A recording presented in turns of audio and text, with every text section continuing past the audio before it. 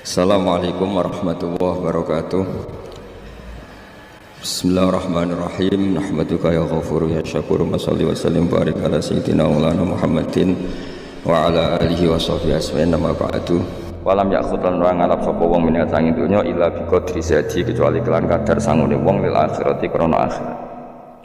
Wa arafalan ngerti sapa wong al haqqa ing hak ai shawab sing bener minal ahkami sing pro hukum fattaba'a mongko anut sapa wong bu ing hak wa amila lan nglakoni sapa wong ing hak ngerti barang hak kemudian ngikuti dan mengamalkan.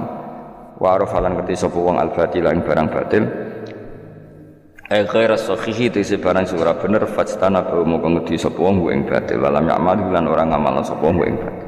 Ya iku cekeli ya punya 6 hal sing dadekno swarga dibuka neraka tutup ngono kudu yakin anu yakin. Kula lah nggih kepingine kula supaya pas liwat itu pas tutup. Ya cukuman iki liwat pas apa? Misalnya bukaan ya sing terbang ae dadi gak ngliwati, ruwet nang ngliwati wis. Wal maqalatu safiatu tema kala kang kaping 7 iku kala dawuh sapa Aliun karma wajah iku ngene. Kala Aliun karma wajah wa finus khotin wa kala Umar radhiyallahu anhu. Iki kula yakin nggih didhawuhna Sayyidina Ali, nggih didhawuhna Sayyidina Umar karena ini konsensusnya sahabat. Saya ulang lagi konsensusnya sahabat. Meskipun sanad kita kebetulan yang ngendikan tuh Umar atau Ali, tapi sebetulnya ini kebenaran konsensus. An-ni'amu te pira-pira nikmat ay azamu hati kesewete gede-gedene nikmat iku sitatu asya ana 6 pira-pira perkara. Siji al-islamu Islam. Nikmat terbesar kita itu Islam.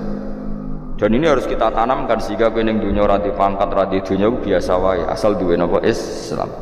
Wal Qur'anu lan di Qur'an. Wong kudu diapalan Qur'an Mas. Ya wa duha wa yasin apa saja. Paling tidak punya pegangan-pegangan dan prinsip hidup. Cukuman wong ra diapalan Qur'an. Misalnya kaya kula sebagai wong alim misalnya. Iku kampanye ilmu, wiling-wilingan nah Qur'an itu ngendikan ilmu. Bahkan Allah mengkampanyakan dirinya, mengenalkan dirinya Ar-Rahmanu 'allamal Qur'an. Utai Allah iku zat sing mulang Quran. Terus kita iku mulang Quran tenan. Wong Allah sing karuan zat terbaik, terkuat ngutus kekasih orang terbaik yaitu Rasulullah sallallahu alaihi wasallam iku nyifatine iku allamal Quran. Wong sing mulang Quran, zat sing mulang Quran. Lan kula seneng mulang tafsir wis. Ben wong ngerti Quran meskipun kita tahu kita ya potensi salah. Tapi kan lumayan. Nah, gue potensi bener, salah terus, itu ora oleh mulang, lah, itu bahaya. Sing bener itu bener potensi, salah, cukup salah terus, kadang bener, wah itu ya perkara. Enggak, yang penting gue mesti dawe ijazah ulama-ulama di sini. Misalnya rapal Quran kabeh, apal ayat kursi itu semua Quran itu ditulis ning Lauh Mahfuz, kecuali ayat kursi dawe Nabi. Khusus ayat kursi aku jupuk min kanzil arsy. Jadi gamane Nabi ngendikan semua ayat-ayat Quran itu ning dokumen umum gitu teng Lauh Mahfuz, tapi aku jupuk ayat kursi min kanzil arsy. Kok gudange napa? Arsnya ada ayat-ayat yang lebih spesial. Kalau sampean tanya, "Lugus bukankah semua itu dawai Allah?" Ya betul semua dawai Allah. Tapi tetap ada dawai Allah sing hubungannya dengan makhluk. Itu di kelasnya kelas fadhil, keutamaan yang biasa. Ada ayat-ayatnya Allah yang tentang dirinya sendiri, yaitu yang tidak tertandingi. Ya kayak ayat kursi. Ayat kursi itu kan ayat di situ Allah menerangkan dirinya sendiri. Misalnya Allahu la ilaha illa huwal hayyul qayyum itu kan Allah menerangkan tentang dirinya sendiri, tentu spesial. Gitu ayat-ayat sing meskipun ya tetap spesial jenenge dawuh Allah tetap spesial. Tapi ada ayat-ayat yang tentang kita. Misalnya ayat fankihu matobalakum minan nisa masna. Ayat-ayat seperti ini kan nggak mungkin setingkat. Ini kan ayat tentang kamu. Terus ngerti nak kelakuanem seneng wayo dikai hawayo. Nah, tentu beda. Tentu semuanya spesial karena sama-sama kalamu. Tapi tentu beda. Dokumen ayat kursi tentu nggak sama dengan dokumen ayat fankihu matobalakum. Maka Nabi ngendikan ayat kursi ini bahkan saya ngambilnya min kanzil arsy. Jadi spesial sehingga terus kita dilatih guru-guru kita ngapal ayat kursi. Kan ya ora lucu misalnya wiridan ning tahlilan fankihu ma tobalakum minan terus lucu to. Tahlilan kok ngono iku piye ngono. Aneh-aneh. Mbok yo mikir to. Senengane mbok antoh. Mosok ayat Quran kok beda-beda. Goblok kandhanane angel bocah ngono. Iku dadi kene ku sing wis ngaji malah bayi. Jadi ono ayat fawadil, maksudnya ayat-ayat yang umumnya terkait kita. ayat-ayat sing spesial karena nerangkan Allah, tentu beda. Terus kedua tentu ayat-ayat sing rano Kanjeng Nabi, misalnya laqad ja'akum rasulun min anfusikum azizun. Terus baru ayat-ayat tentang kita. Ayat tentang kowe ya wakulu wasrobu kon mangan ngono. Nah misalnya terus tahlil wakulu wasrobu. Ya lucu tuh. Bocah kok kandhanane angel. Pusing ambek kowe. Ngaji tahunan gak ono perkembangan. Habis gue rame-rame dunya. Wah, gue rame-rame apa? Dunya. Pernah ada kumpulan orang untuk ngaji. Oh setan setruk tenan. Paham itu? Mulai setannya tangin, tenangnya ra paham. Waduh. Serepot. Ya, jadi kayak kudu ngerti ya. Jadi kabeh ayat Al-Quran spesial, tapi tradisinya ulama kan ada perdebatan apakah ada ayat fadilah dan mafdulah. Sebagian ulama mengatakan jangan bilang demikian karena fal kullu kitabullah wal kullu kalamu. Tapi kowe nak ngingkari iku ya keliru, wong dohire Kanjeng Nabi ku ya ada ayat yang dipuji sumber langit, kaya ayat Kursi. Saya punya ayat yang bahkan dokumen itu tak ambil dari Kanzil Arsy katanya ini. Dan tidak ada nabi yang dikasih itu kecuali saya. Itu nabi begitu bangga senang. Nabi maca ayat Kursi. Sehingga tradisinya ulama semua anak cucunya, semua umatnya dilatih ayat Kursi. Dan itu memang spesial juga. Saya kalau baca itu, saya kalau mau tidur itu mesti baca itu. Mesti ora pendak tahlilan ono sing order mboten niku. Kaya niku apa-apa. Mosok eling pangeran nek pendak apa. Ngono aneh-aneh.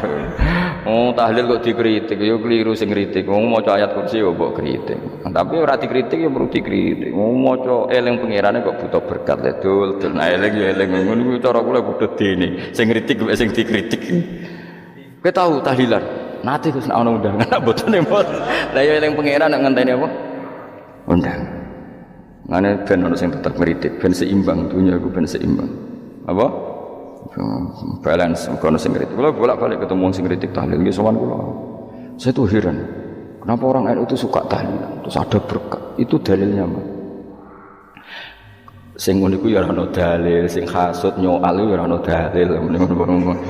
Cara Kanjeng Nabi pirsa, tukang nyoal iku ono dalile to ora? Ya ndak ada. Ya wis ora menengah sebenarnya ketemu pangeran. Sebenarnya ketemu pangeran cocokan di sing bener. Nah yang jelas nek sing tukang tahlil ditakoki pangeran. Kita tahu eling aku, nanti Gusti nak wonten undangan.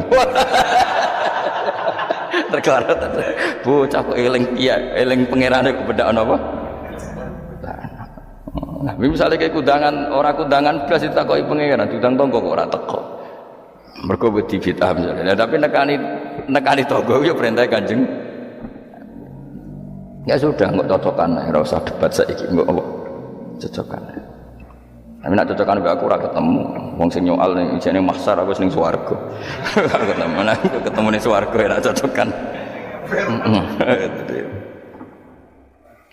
Jadi kowe kudu mikir ya, jadi ayat Kursi itu dipilih ulama perkarane napa?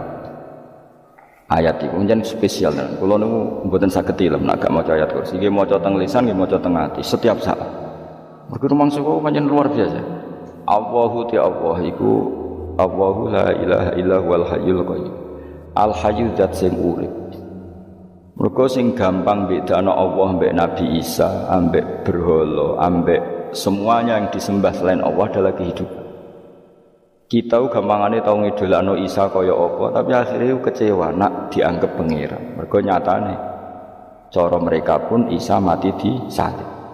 Utawa cara Islam Isa itu diangkat. Di itu objek. Apapun hebatnya Isa diangkat, diposisikan di langit, di kerennya apa? Jadinya di itu objek. Berarti yang keren adalah subjeknya, yaitu Allah Subhanahu wa Ta'ala. Terus kita ini sebagai orang itu punya ketakutan. Nak pangeran mati ku piye? Nak kowe mati kan gak punya akibat apa. Srengenge tetap baik-baik saja. Sistem falak galaksi baik-baik saja, sistem alam baik-baik saja. Wong sing mati kowe bangun nak sing mati pangeran. Maka ketakutan seorang mukmin adalah apa? Punya Tuhan yang mati. Kemudian itu diobati bahwa Tuhan kamu itu Tuhan sing aman, al-hayyu sing selalu hidup.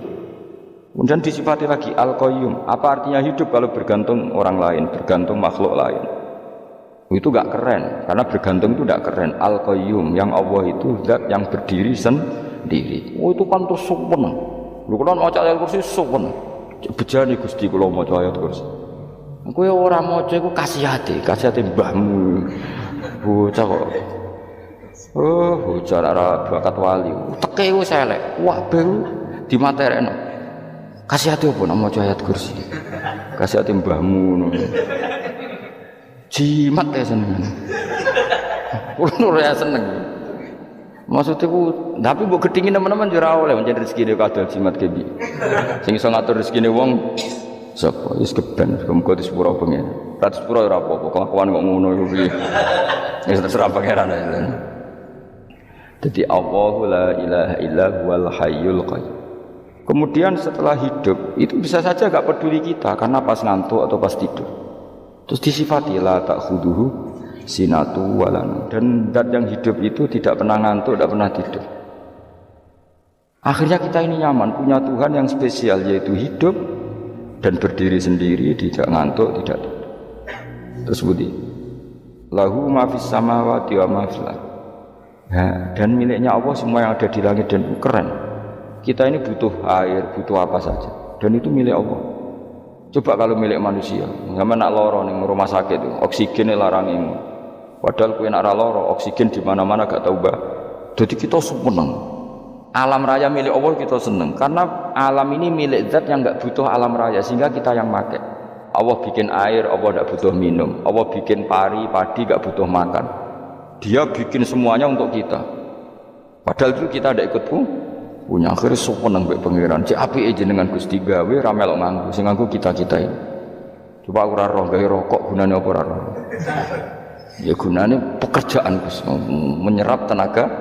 Ya wis sauri-menimu. Sementing kowe roh gunane rokok. Paham nggih? Roh gunane rokok roh carane mandorot kanggo kowe. Dadi padha roe lah sementing. Ya ora apa-apa ta. Kulo seneng guyone kiai-kiai. Pancen ora ono wong pinter guyon kaya kiai. Wis kulo winekani acara resepsi teng Kudus nang keluarga sarang keluarga Lek Lukman. Sing ngisi Habib Umar Mutahar. Seneng.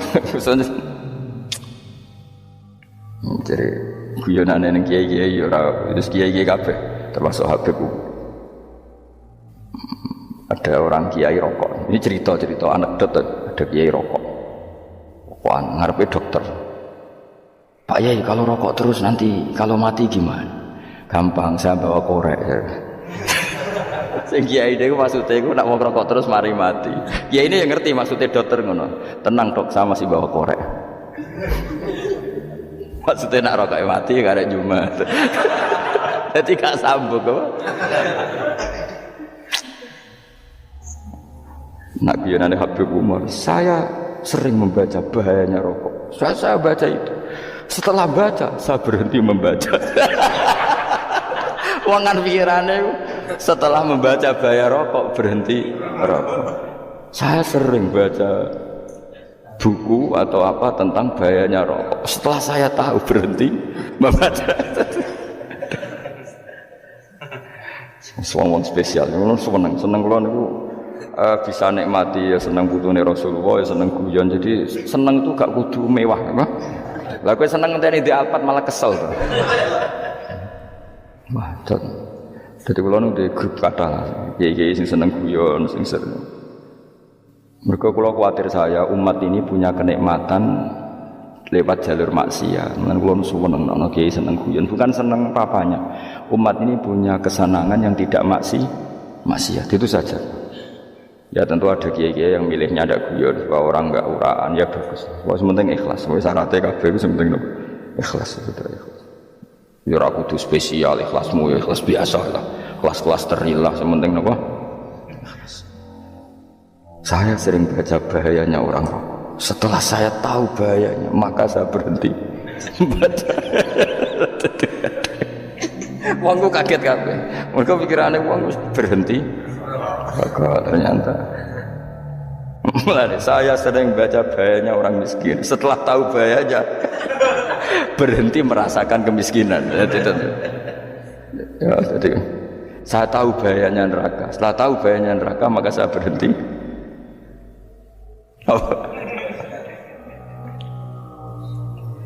Ya jadi terus disebutno lahu ma fis samawati wa ma fil ardi. Terus kita nyaman.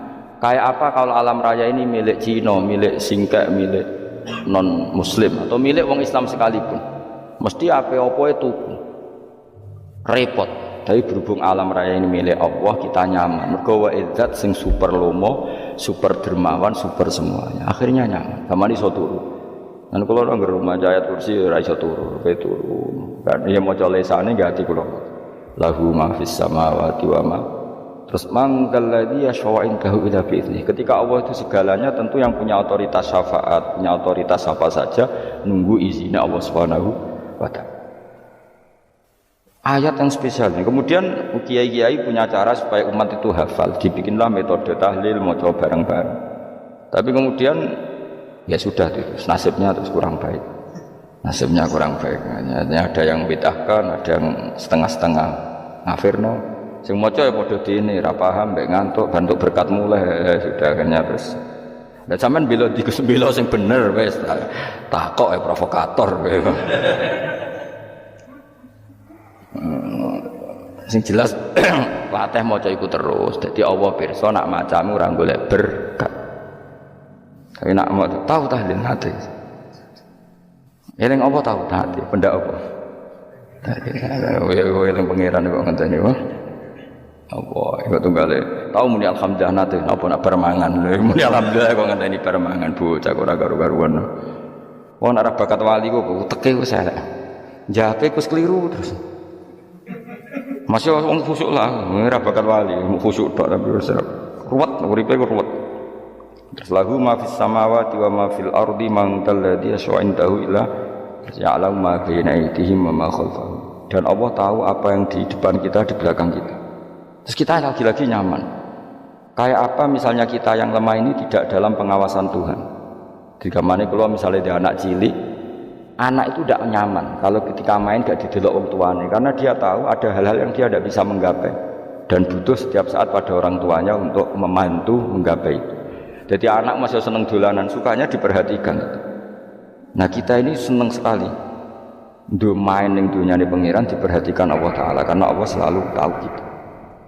Jadi terus nyaman. Jadi semua ayat itu menjadikan kita nyaman. Nanti kajian Nabi ora sare sedurunge maca ayat kursi, ora sare sedurunge maca surat Musabbihat. Dan saya dalam banyak hal niru itu. Nabi urung sare nek ora maca surat Hasyr. Nah aku ijazah iku kowe kan ra mungkin surat Hasyr ning juz pira kira roh kok dijazahno. Sing iku lho sing diakhiri suwi law anzalna hadzal qur'ana ala jabalil la ra'aitahu khashi'am. Itu tapi kok malah kok ngarep subhanallahi ma fis samawati wa ma fil ardi wa huwal azizul hakim. Terus walladzi akhrajal ladzina kafaru min ahli kitab ya bener subhanallah ma fis samawati wa ma fil ardi terus tak terusnya terus walladzi akhrajal ladzina kafaru min ahli kitab min diyarihim li awalil hasyr wa dzanantum ayakhruju wa dhannu annahum mani'atun husunuhum min Allah fa'atahum tak terusnya serang hafal. Akhirnya ya itu tadi terakhir apa ya'lamu ma baina aydihim wa ma khalfahum wala yuhituna bi syai'in min ilmihi illa bima. Dan seseorang itu tidak punya ilmu kecuali dengan kadar yang dikehendaki Allah. Bahwa kita ini selalu objek. Punya ilmu ya dikasih, punya rezeki ya dikasih, punya apa saja di. Sehingga status kita makhluk, statusnya Allah khaliq, statusnya Allah itu memberi, statusnya kita hanya penerima. Itu bahkan termasuk bab ilmu. Bab ilmu itu tahunya kita ya hanya diberi illa bima sya'ras wasi'a kursiyyus samawati wal ardh dan kursinya Allah itu meliputi langit bumi sehingga kita tahu wah keren. Terus wala ya'udu hifdzuma dan ketika alam raya sebesar ini Allah tidak pernah capek mengurusnya. Ya, sampean tak pasrahi gawe kok ngrumat srengenge. Sampean ngrumat listrik omahmu lho kadang kabel pedhot, dope pedhot. Iku Allah ngrumat srengenge mulai digawe nganti saiki. Gak tahu mati, gak tahu bayar. PLN itu kon gawe 0, sekian gak tahu rusak setahun kon jamin ora ngara iso. Allah gawe srengenge mulai Nabi Adam nganti saiki ora tahu bengkelno. Oke gak tahu mikir ngono, jan ra wali. Lah srengenge misale error terus pangeran ngumumno, leren sik 3 bulan lagi ditoto. Ya repot dol-dol. Ngono kok ora tahu mikir bocah kok. Lan utek sing anut wali-wali teke waras.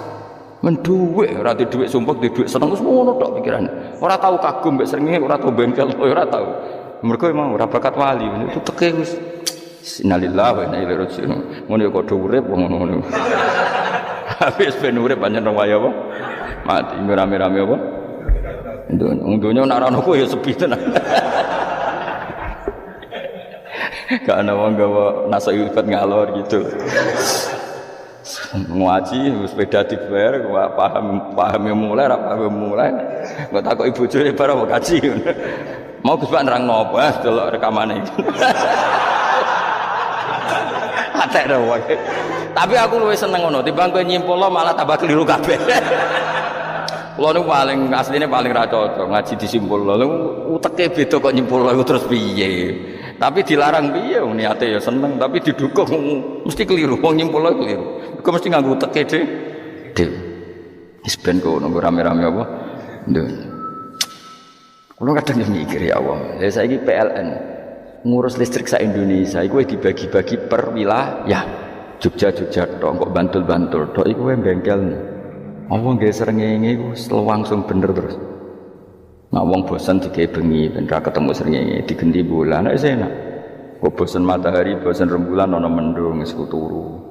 Diamuk bojo lah laudan selali.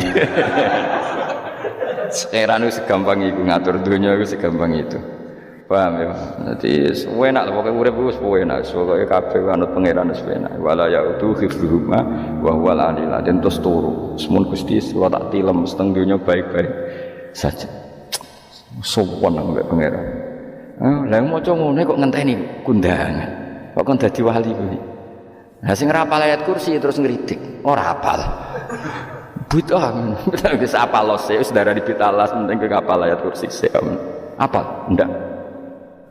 Lah ya ayat ke hafal sik terus lagi bid'ah ora apa-apa. Dadi mergo ngono. Kaya kula misale bid'ah ora bener, mergo ora tahlilan lah yo maca. Kula yo bingung ngadepi jenengan bilondi padha ora jelas e.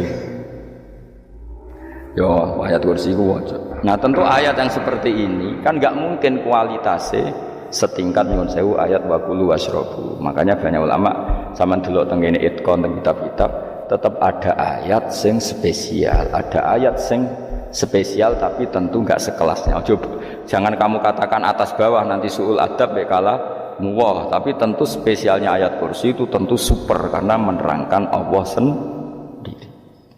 Sementara beberapa ayat menerangkan hak kita sebagai manusia. Misalnya wakulu wasrobu tentu kualitas fadhilnya beda. Tapi jangan katakan klasmen jangan karena kurang sopan dengan kalam wah. Tapi tetap beda. Makanya Nabi ngendikan ayat 3 apa loco ngape turu waca di mana-mana waca.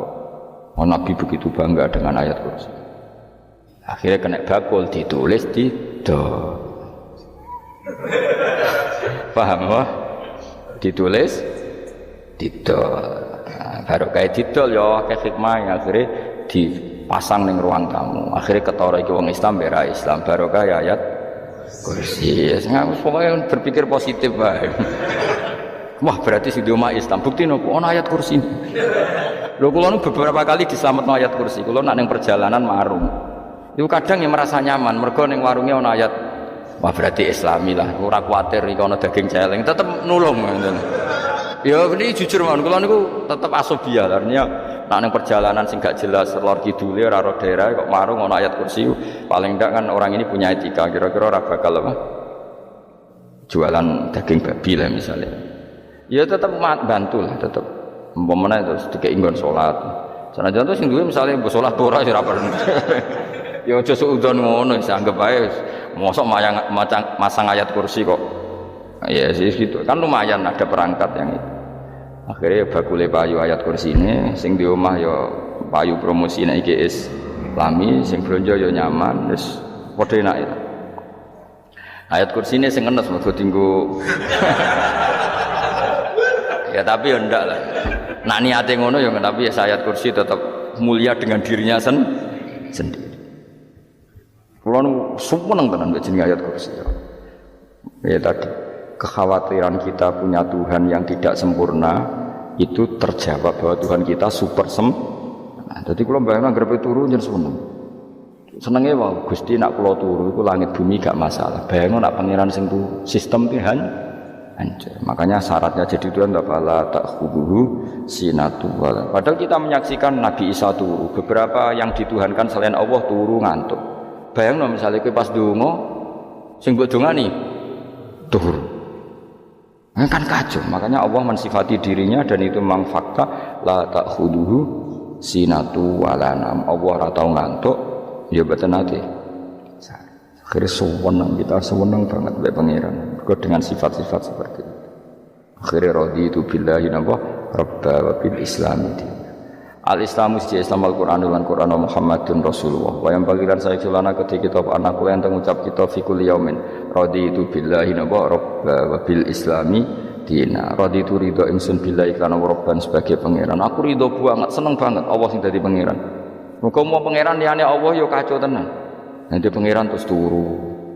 Terus kok ngantuk, ora mangan lemes kan pusing. Apapun hebatnya Nabi Isa misalnya pangeran ya pusing. Kadang pas sare, dungani tenan jebule pas apa? Sare yo ribet. Tapi kita di pangeran sing la ta'khuduhu sinatu wa la bil islami dinan. Muhammadin sallallahu alaihi wasallam rasulan wa nabiyan wa bil qur'ani hukman wa imam. Dan kita ridho Quran sebagai panduan hukum lan dadi imam. Imamu panu. Terus nikmat mau piro?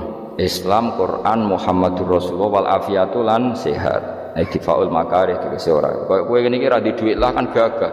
Ora ning penjara, jajal kene penjara lara kabeh. Baru kaya ra di penjara masih yo dirokok saler ngalor ngidul ambek go nasoikul ibad. Bariku kenalan ke grup wis rame dunya. Gak penting ngaji paham ora penting, sementing tambah kenal. Amit-amit tenan wis ben kok nek rame-rame apa? Dunya. Wasitro lan ketutup sangka celok esatrul uyub. Enggaklah celamu ra konangan wong akeh. Yes, padahal ya kurang ajar kowe kara-karuan. Enggaklah ya rapati konang. Kenapa rapati konangan? Karena liyane ya sejenis, jadi saling menutupi. Alhamdulillah saling wal ghina lan semuge aninnas, termasuk nikmat itu orang enggak tergantung orang lah di umur dunia yang dalam urusan dunia. Tapi urusan akhirat kira iso ora bergantung guru. Jadi semuge sangka manusa terbebas itu maknanya urusan dunia. Nah, urusan akhirat kita butuh sanad kita ila Rasulillah sallallahu alaihi wasallam. Kira oleh beragama berpikir sendiri, ora oleh agama itu riwayat kira oleh mendekatkan Allah dengan cara kamu sendiri, ora oleh kudu nganggo sanad. Sesuai kaya wong-wong filsafat sing oknum iku. Saya tidak perlu sholat. Allah kan tidak butuh ibadah kita. Ngapain kita sholat? Mbahmu ngono sing wong ngerti nek Allah ora butuh kita saja kok bogo kebanggaan mulai dhisik kiai yo ngerti nek Allah ora butuh kita. Kita yang butuh Allah. Nah mengekspresikan butuh kita kepada Allah kita nek Allah ora tau butuh, bocah kok goblok ora karuan. Ya itu karena dia berpikir cara beragama dengan pikirannya kita ndak, kita tahu Allah ndak butuh kita tahu. Kenapa kita sholat? Karena kita butuh Allah. Nah butuh Allah itu implementasi kita di ajarannya Rasulullah kita sholat. Kok malah Allah ora butuh sholat. Jadi kira sholat Allah ora apa-apa. Kowe ra ono wae Allah ora apa-apa, kowe aneh-aneh kowe. Zaman kowe ra ono Allah ya ora apa-apa, baik-baik saja. Justru jokono kowe iku masalah, tapi ora bagi Allah, bagi kamu sendiri. Nah, ora masalah wis nyediakno neraka. Ya jadi orang itu boleh tidak butuh orang lain tapi fi umurid dunia. Nah, urusan akhirat kada butuh sanad ya wa inna hadzal ilma dinun fanzuru amman ta'khuduna dinakum. Agama ini ilmu, kamu harus punya sanad. Ya mau misalnya kula alhamdulillah di sanad kathah lah. Keluarga saya terutama yang Mbah Mun terus ya sedang dari keluarga saya, keluarga guru kita, gurunya guru kita, sampai cara ini bernafas kita wae eling Allah mau fi kulli nafasin ada ni'amillahi wa ifdal fi kulli nafsin wa nafatin muswaya. Kita semua nafas kita. Imam Syafi'i anak kula cek cilik lah tak kon ngapal lebet iki. Karena apa? Jangan kira Imam Syafi'i terus koyo kowe mau belajar fikih mboten. Imam Syafi'i nek ape turu niku kula apal beberapa syairnya Imam Syafi'i. Makanya saya tambah seneng ambek jeneng Imam Syafi'i. Jadi beliau nek ape sare qalbi bi rahmatika wa hum madhu'unusi fi sirri wal i'lani wal Fisirri wal jahri wal i'lani wal ghalasi. Terus-terusan ini wa ma taqallabtu min naumi wa fi sinati illa wa dzikruka bainan nafsi wan nafas. Dadi wa ma taqallabtu lan ora molak-malik ingsun. Cara wong Jawa iku apa? Wong turu ra iso-iso apa jenenge? Glebakan. Ini Imam Syafi'i mosok barani glebakan kok kowe. Serepet. Santri ya. Apa manan? Sing rada Islami dul-dul. Apa? Resah Imam Syafi'i ra tau mikir utang iku aneh-aneh. Jadi wa mata qalabtu lan ora tau molak-malik ingsun. Maksude cara omong lho, cara bahasa kasare gribakan. Fi naumi ing dalem turu ingsun wa fi sinati lan ing dalem ngantuk ingsun. Illa wa dzikruka kecuali eling teng jenenganmu benan nafsi antarane jiwaku wan nafasi lan nafasku. Di wa mata qalabtu fi naumi wa fi sinati illa wa dzikruka benan nafsi wan nafas. Jadi ulama di sini itu beliau tidak bikin syair, tidak bikin nazuman, spontan tuh muji Allah. Nah, saya kira orang sing madzhab Syafi'i kayak kowe wape turu ra iso glebakan, mari rong mangan. Akhirnya mau mangan sih, barang mangan warak rokokan lega terus ngorok turu ya Allah karim ya urip ya Allah. Jadi misalnya ra iso turu pikiran pertama, mari kurang mangan warak rokokan saler sapa tur muharram wah karim setan min hawalika kanan kiri setan pak padahal ulama dhisik ape turu wudu se maca tasbih se bari ku angen-angen pangeran robbana ma khalaqta hadza batila terus bismika Allahumma ahya bismika terus bismika wada'tu jambi wa bismika arfa'u Allahumma rabbas samawati sab'i wa rabbal arsyil azim rabbuna wa rabbu kulli syai' falikal habbi wan nawa iku donga turu. Ora ngarapal donga iku yakin. Wis kowe muni wah Gus Bak ngenyek wong tak tes malah keisen. Ya dongane turu iku sing terkenal lho. Donga turu mek donga ngaji padha. Allahumma bismika Allahumma ya bismika. Mergo ana kiai kota, Bu, tahu doa ngaji enggak tahu Pak Ustaz dongane bismika Allahumma ya bismika. Lho Pak Ustaz itu doa tidur karena kalau ngaji nah jare ora kiai. Donga turu mek ngaji ku padha. Aku dhisik wis kan. Maksude ku piye kok donga turu mek ngaji padha. Jebule nak ngaji turu. Ana kena ngaji dongane apa bismika Allahumma ya bismika terus ngaji. Faslon wis ndok ndi. Serepet sing rame-rame jute yo urip apa wal afiatu lan afiat ittifaul makare tegese ketolak sangka barang sing ora seneng supaya kula suwun nggih supaya jenengan sing seneng pangeran iki sai-sai samu supaya piye-piye sifat dasar mukmin bi walladzina amanu asyaddu hubban lillah misale ora iso asyaddu ya sementing hubban ya tentu asyaddu itu wong mukmin banget senenge ning pangeran yen nak makome ora iso asyaddu ya sementing ana senenge ya ana apa ana seneng yes dengan kadar yang kelasem lah sendiri ila anak makome para wali ya asyaddu banget seneng mau ape turu nek orang maca ayat kursi gak lega paham cukup maca ayat kursi bedak tahlil mulane aku seneng ono sing ngritik ku seneng ben rame itu ben seru sing ngritik ya muga-muga hafal tahlil dari ngritik ku fair ora pape hafal terus ngritik mana tahlil sing wong sholli Abdullah salat ala sate meneng kabeh wis iku meneh sing kritik sing melok ora apal pokoke ujug-ujug muni wo filun susah piye to kok wong sholli Abdullah salati ala sate makhluqatika nurul huda saya Mas nurul huda terus oh iku sing mburi wis mau ora wo filun ade sing ramene tok mak kiai apal wis profesi ini apal karena ning desa modelnya permanen bagian tahlil yo tahlil terus bagian donga yo jadi sehingga kiai donga kok digeser jadi mimpin tahlil yo gagap lho akeh lho kiai ngalim kon mikir tahlil yo mikir mergo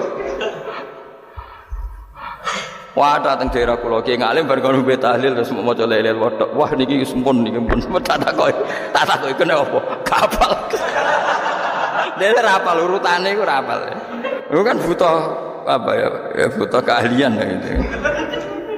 Repot. Kok gini sing tahlil loro. Kapok ngene. Nah kula tetep apal tapi singkat ae. Nek ngono niku ono sing luwih ahli to. Sing guri wis sing guri kacau meneh. Tahlil dening kiai iki sing guri sapa? Wah suwi iku. Mergo terkenal mbah iku nak tahlil. Suwi. Aduh. Masyarakat repot bareng diumumno mbek MC tahlil dipimpin kiai niki. Sing guri sapa? Wah suwi. Aduh.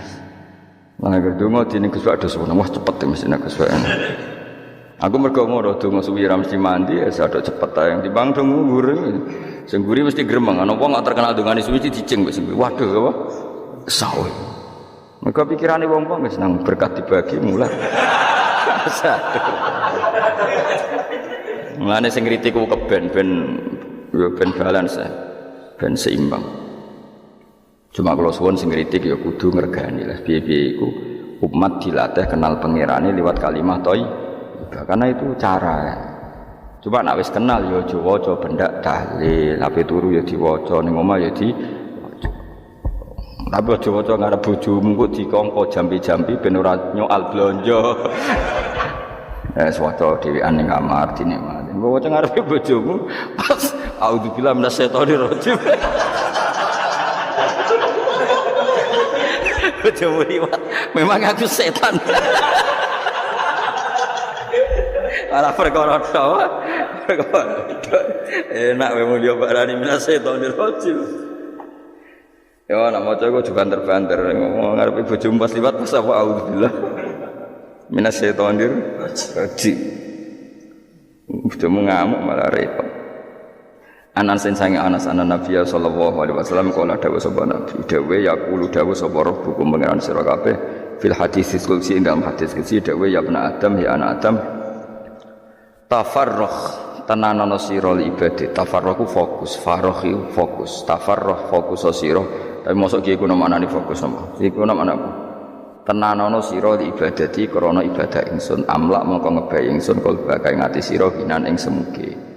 Kowe atimu kebaki eling aku mesti atimu ku sugih wa amlak lan ngebayi ingsun ya deka ing ngarepmu rizkon apane rezekine utawa rizkon ing rezeki wis aku eling aku tenanan mesti atimu tak gawe ati sing cukup lan rezekimu tak cukup ya bna adam la tabak aja ngedos sira an sange ingsun yo aja geman adoh wae kaya apa apike pangeran zat sing gak butuh kita tapi mengandani kita kowe kok adoh kok aku wis sing parek aku mergo kena adoh kok aku amlak mongko nut apa jenenge ngebayi ingsun kalba kafakron kowe nak adoh kok aku mesti ke fikir mane aja sampe kowe yo fikir ati fikir donya mergo adoh kok pengen wong adoh kok pengen di amlak kalba kafakron wa amlak lan ngebayi ingsun yade ka ing tangan loro sira syukulan ing akhire wis adoh pangeran sibuk tapi ora dadekno barokah uripe iku lara-larane wong kaya ya sibuk kangelan jebule ora dadi barokah uripe mergo adoh saking pangeran ruang riwayat hadis sapa Tabrani Imam Tabrani wal Hakim.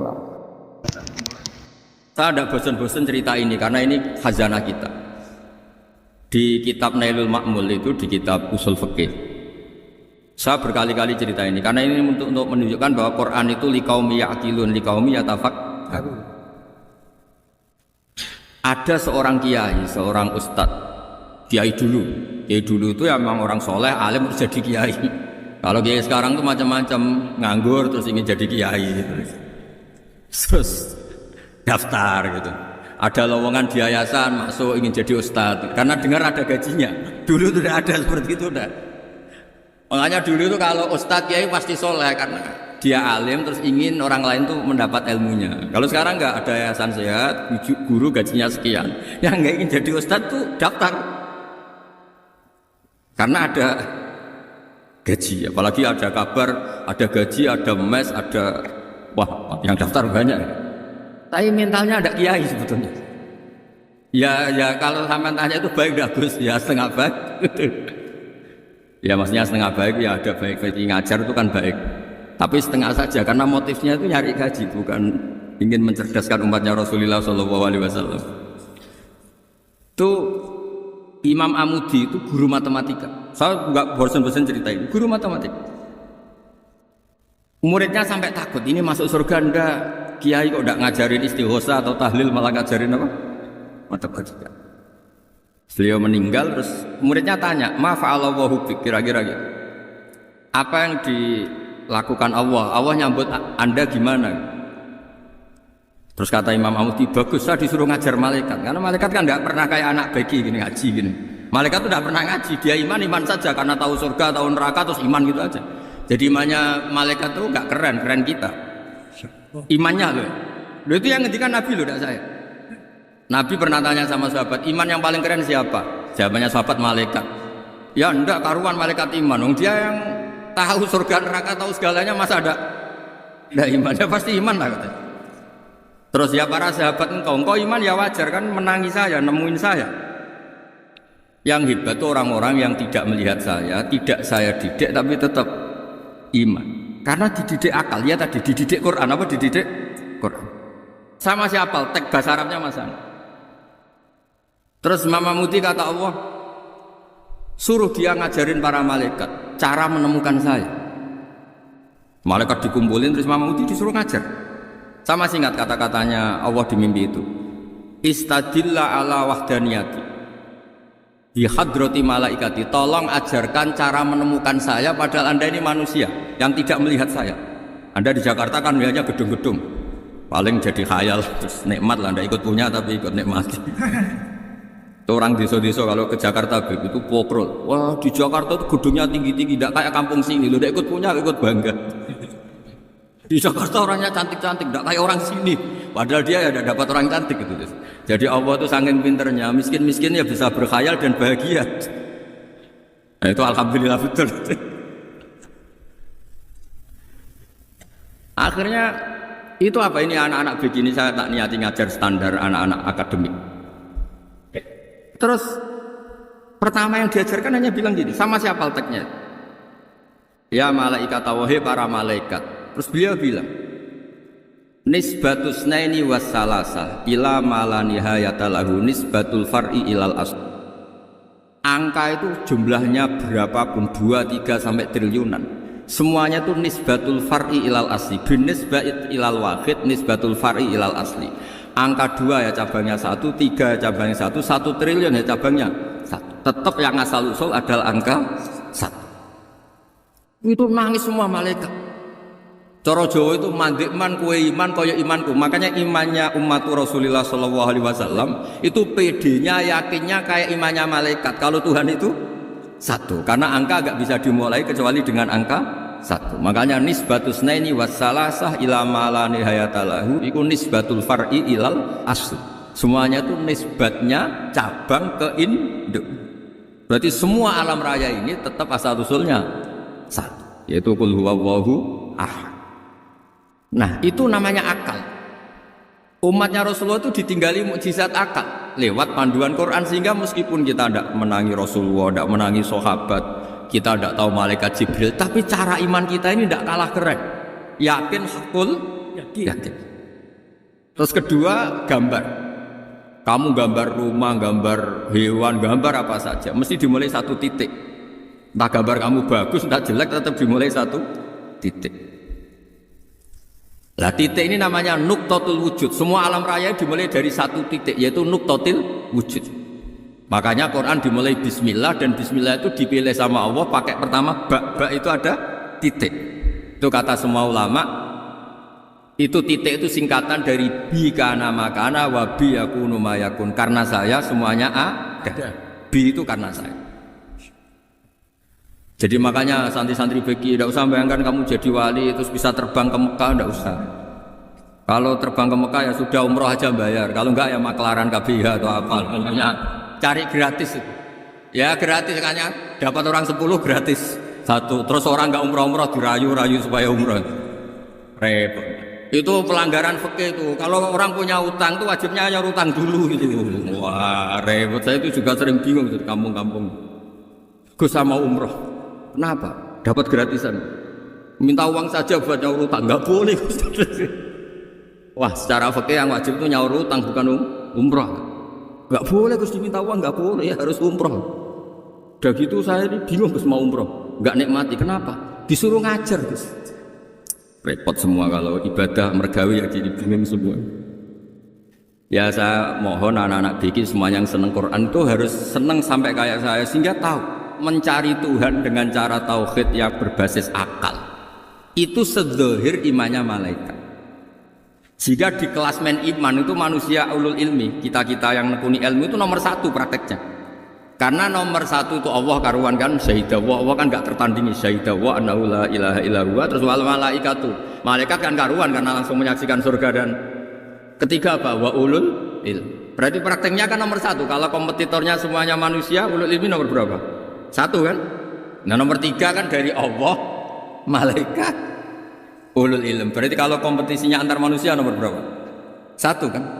Nah kenapa ulul ilmi di nomor 3 kan tapi dari Allah, malaikat, ulul? Kerennya kayak apa?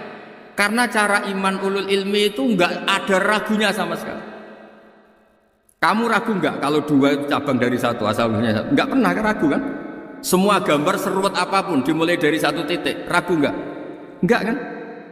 Nah imannya umatnya Nabi karena dipandu oleh Quran itu seyakin itu, sehakul yakin itu. Nah itu terus Jubair bin itu jadi iman. Am khuliqu min ghairi syai'in am humul khaliqun. Terus kata Allah lagi, kalau kamu tidak percaya saya yang bikin langit bumi ya gampang dong, kamu saja yang ngomong kalau kamu yang bikin. Paling orang sepakat kamu stres. Terus hanya ayat gitu, am khalaqus samawati wal ard. Kalau kamu tidak yakin Allah yang bikin ya silakan Anda klaim saja kalau kamu yang bikin langit bumi. Bala yukinu. Kamu juga gak mau kan dibilang stres. Ya, ini ngaji ilmu dulu, nanti bagian terakhir ijazah. Bismillahirrahmanirrahim. Ini riwayat Bukhari. Haddatsana Abdullah bin Yusuf, haddatsana Les, haddatsana Sa'id Al-Maqburi an Nabi Hurairah radhiyallahu anhu qala an-nabiy sallallahu alaihi wasallam. Ma minal anbiya'i nabiyyun illa qad u'tiya minal ayat ma mithluhu amana alaihi al-bashar. Wa inna ma kana alladhi utituhu wahyan awhahu wa ilayya fa arju an akuna aktsarahum tabi'an yaumal qiyamah. Dados kita tahu semua nabi itu punya mukjizat. Ya, semua nabi itu punya apa? Mukjizat. Mukjizat itu hal yang luar biasa yang memastikan manusia itu tidak bisa menyainginya atau menandinginya. Dan rata-rata mukjizat nabi dulu itu fisik. Misalnya ontanya Nabi Soleh itu kan onta tapi keluar dari batu, itu kan aneh, aneh sekali. Atau tongkat Nabi Musa bisa simsalabim mengeringkan laut apa? Merah. Semua nabi itu punya mukjizat dan semuanya berbentuk fisik. Kecuali mukjizatul Rasulullah Shallallahu Alaihi Wasallam itu berupa Al-Quran. Al-Quran itu konsep ilmiah. Terus kata Rasulullah Shallallahu Alaihi Wasallam, tapi saya karena Quran itu justru berharap pengikutku besar dan sampai hari kiamat. Sekarang kita logika ya.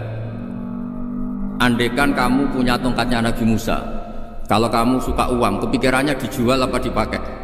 Kalau kamu suka uang, dipakai. Kalau kamu ahli suudon itu pikirannya ndak, ini asli ndak. Karena yang melihat di Turki itu ya sebagian gitu. Kalau yang suka perdukunan itu bayangkan itu miliknya. Mungkin dipakai ngakali orang atau apa, pokoknya bayangkan itu miliknya. Kalau yang kolektor pikirannya itu nanti ini laku berapa. Tapi kalau peneliti mungkin pikirannya itu ini asli apa enggak? Bukti aslinya apa? Repot lah. Lagi pula kalau kamu punya utang terus mau apa? Istri kamu marah mau apa? Kalau pakai tongkat. Nah, beda dengan mukjizatnya Quran itu semuanya apa? Ilmiah.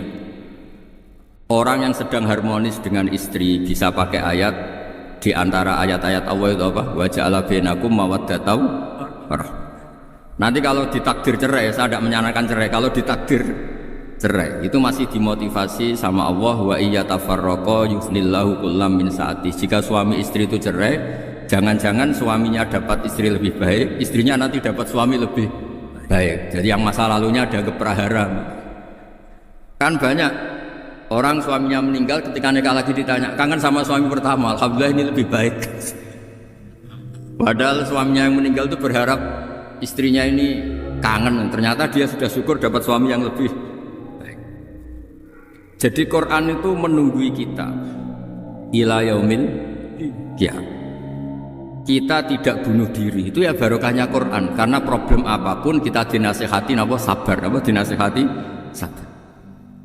Kan nggak mungkin kamu pegang tongkatnya Nabi Musa, punya masalah apa saja ngelihat tongkat, bisa apa tongkat. Tapi kalau Quran kan nasihat, solusi. Makanya Nabi berharap dengan Quran ini, saya berharap pengaruh saya, pengikut saya terbanyak ila yaumil ya. Terus beliau dikomentari begini sama ini Fathul Bari, sarahnya Bukhari. Al-muradu anna mu'jizatil anbiya inqaratat binqiradi a'sarihim. Falam yusyahidha illa man hadara. Problem mukjizat nabi-nabi dulu itu kan fisik, sehingga yang tahu kalau Nabi Soleh punya unta yang ajaib itu yang tahu ya hanya yang hadir saat itu. Yang tahu kalau tongkat Nabi Musa bertuah itu juga yang tahu hanya yang hadir saat itu. Selebihnya tahu tongkat ya di museum. Tapi kalau Quran menjadi solusi, menjadi panduan, menjadi pegangan itu ila yaumil qiyamah. Kita beri contoh ya, Quran panduan yang paling gampang misalnya. Dulu ini cerita ya. Dulu itu ada orang kafir cerdas namanya Jubair bin Mut'im. Itu saking pinternya dia, pinter juga tokoh. Itu sebagai delegasi pembebasan Asra Badrin. Jadi tawanan-tawanan perang Badar itu mulai dulu ya ada negosiasi mau dibebaskan. Terus orang-orang kafir ini menugaskan namanya Jubair bin siapa? Mut'im. Ini ada di Bukhari. Karena ini ngaji di Jakarta. Kalau orang nggak tahu hadis juga tanya ini sahih enggak gitu. Wong nggak tahu kok tanya itu aneh. Padahal kalau dibodoni itu ya nggak tahu. Tapi ya tetap tanya hadisnya ini sahih enggak. Ini kata kiai apa kata nabi ini? Memangnya kata nabi kamu dengar kan ya lewat kiai. Emang. Setelah itu Jubair itu datang ke Medina, dengerin, datang kemana? Medina. Kemudian dengar Nabi baca Wattur pas sholat maghrib. Jubair karena Nabi dulu gak ada hotel, gak ada pondok ya, pondoknya Nabi hanya Sufah itu. Nabi baca maghrib, bukan diskusi, bukan debat, baca Wattur wa kitabim mastur fi raqim mansur wal baitil ma'mur was saqfil marfu wal bakhril masjur terus. Kemudian sampai pada titik ayat am khuliqu min ghairi syai'in. Masa manusia atau alam raya yang maujudat, yang nyata, yang wujud nyata. Kemudian asal usulnya itu ketiadaan. Ini kan hadhil alam maujud, alam ini kan nyata. Masa sesuatu yang nyata penciptanya itu tidak nyata. Jadi nggak mungkin ada faham nihilisme. Kalau faham nihilisme berarti melahirkan teori begini. Al adamu yakhluqu maujudan, sesuatu yang tidak ada menciptakan yang itu kan akal gak bisa nerima. Kalau sesuatu ini ada, penciptanya pasti ada. Terus akhirnya Jubair bin itu simpuh di depan Rasulullah terus bilang, ya Muhammad kada qalbi ayatir, hampir saja hati saya terbang. Kalau riwayatnya Imam Ahmad, faka'an nama sudi qalbi, hati saya ini hancur. Semua teori yang saya bawa untuk melawan kamu sekarang luluh semua, hancur semua. Yang benar adalah teori Anda bahwa Tuhan itu satu dan Tuhan itu ada sebelum semua makhluk. Coba kalau Nabi Muhammad ada Jubair bin Mut'im terus menyembunyikan tongkat dekat mihrab, terus dilihat ini apa, paling pikirannya ini dari kayu apa, terus yang bentuk tongkat itu tukang pemahatnya siapa, kok kurang keren, kalau di Blitar gimana ya kan malah panjang. Kira-kira kalau mukjizat itu dari tongkat itu malah panjang. Panjang lah pokoknya panjang. Lagi pula kamu coba kan nggak ngarah mandi, itu yang mandi kan nabinya bukan tongkatnya. Coba tongkatnya Nabi Musa coba anak-anak beki itu dipakai mukul kucing aja tidak mesti mati itu. Jadi nggak jelas mukjizat-mukjizat seperti itu nggak. Tapi kalau Quran menunggu sampai saking hebatnya Quran, teori rasionalitas kampanye di mana-mana. Tingkat validitas, tingkat kebenaran Quran itu bahkan bisa diuji tanpa membuktikan, tanpa apa? Cukup pakai akal. Ya, terus saya teruskan. Fala yamurru terus Al murad anna mu'jizatil anbiya in qaradat bi qidari asam wa mu'jizatul Qur'an mustamirratun ila yaumil qiyamah. Wa kharquhu lil adad fi uslubihi wa balaghatihi wa ikhbarihi bil mawhibat. Terus kata ini yang ngarang Fathul Bari sarahnya Imam Bukhari. Fala yamurru asrun minal a'sar illa wa yadharu fihi shay'un mimma akhbaru bi annahu sayakun yadullu ala sihhati da'wah. Wa hadza aqwal muhtamila. Wa takmiluhu fil ladzi ba'da wa qilan ya anal al makna anal mukjizat al madiyah kanat khissiyatan tusyahadu bil absar kana qati soleh wa asa Musa. Mukjizatnya nabi-nabi dulu itu hanya penyembuh, hanya pelengkap, hanya nuruti keinginan mata. Seperti dahsyatnya apa? Laut Merah diseblak apa dipukul sama tongkatnya Nabi siapa? Itu semuanya itu hanya memanjakan mata. Urusan mata. Terus wow itu. Tapi kalau mukjizatnya Nabi Muhammad itu berdasar akal. Maksudnya berdasar akal ini dengerin nih. Dengerin betul. Ketika Laut Merah terus tersibak kan, wow itu keren kan?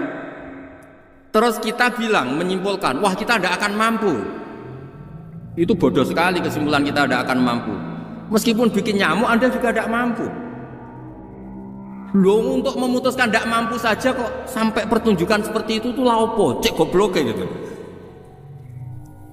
Nah kalau kita karena umat yang pinter untuk memaksa kita nggak mampu, Allah bilang Inna wa la yastahi ayadriba mathalam ma ba'udah. Kita melihat nyamuk langsung berkesimpulan tidak mampu. Saya berkali-kali cerita nyamuk itu sudah kecil, masih punya urat, uratnya kayak apa? Masih punya kuman, kumannya seberapa? Ya enggak?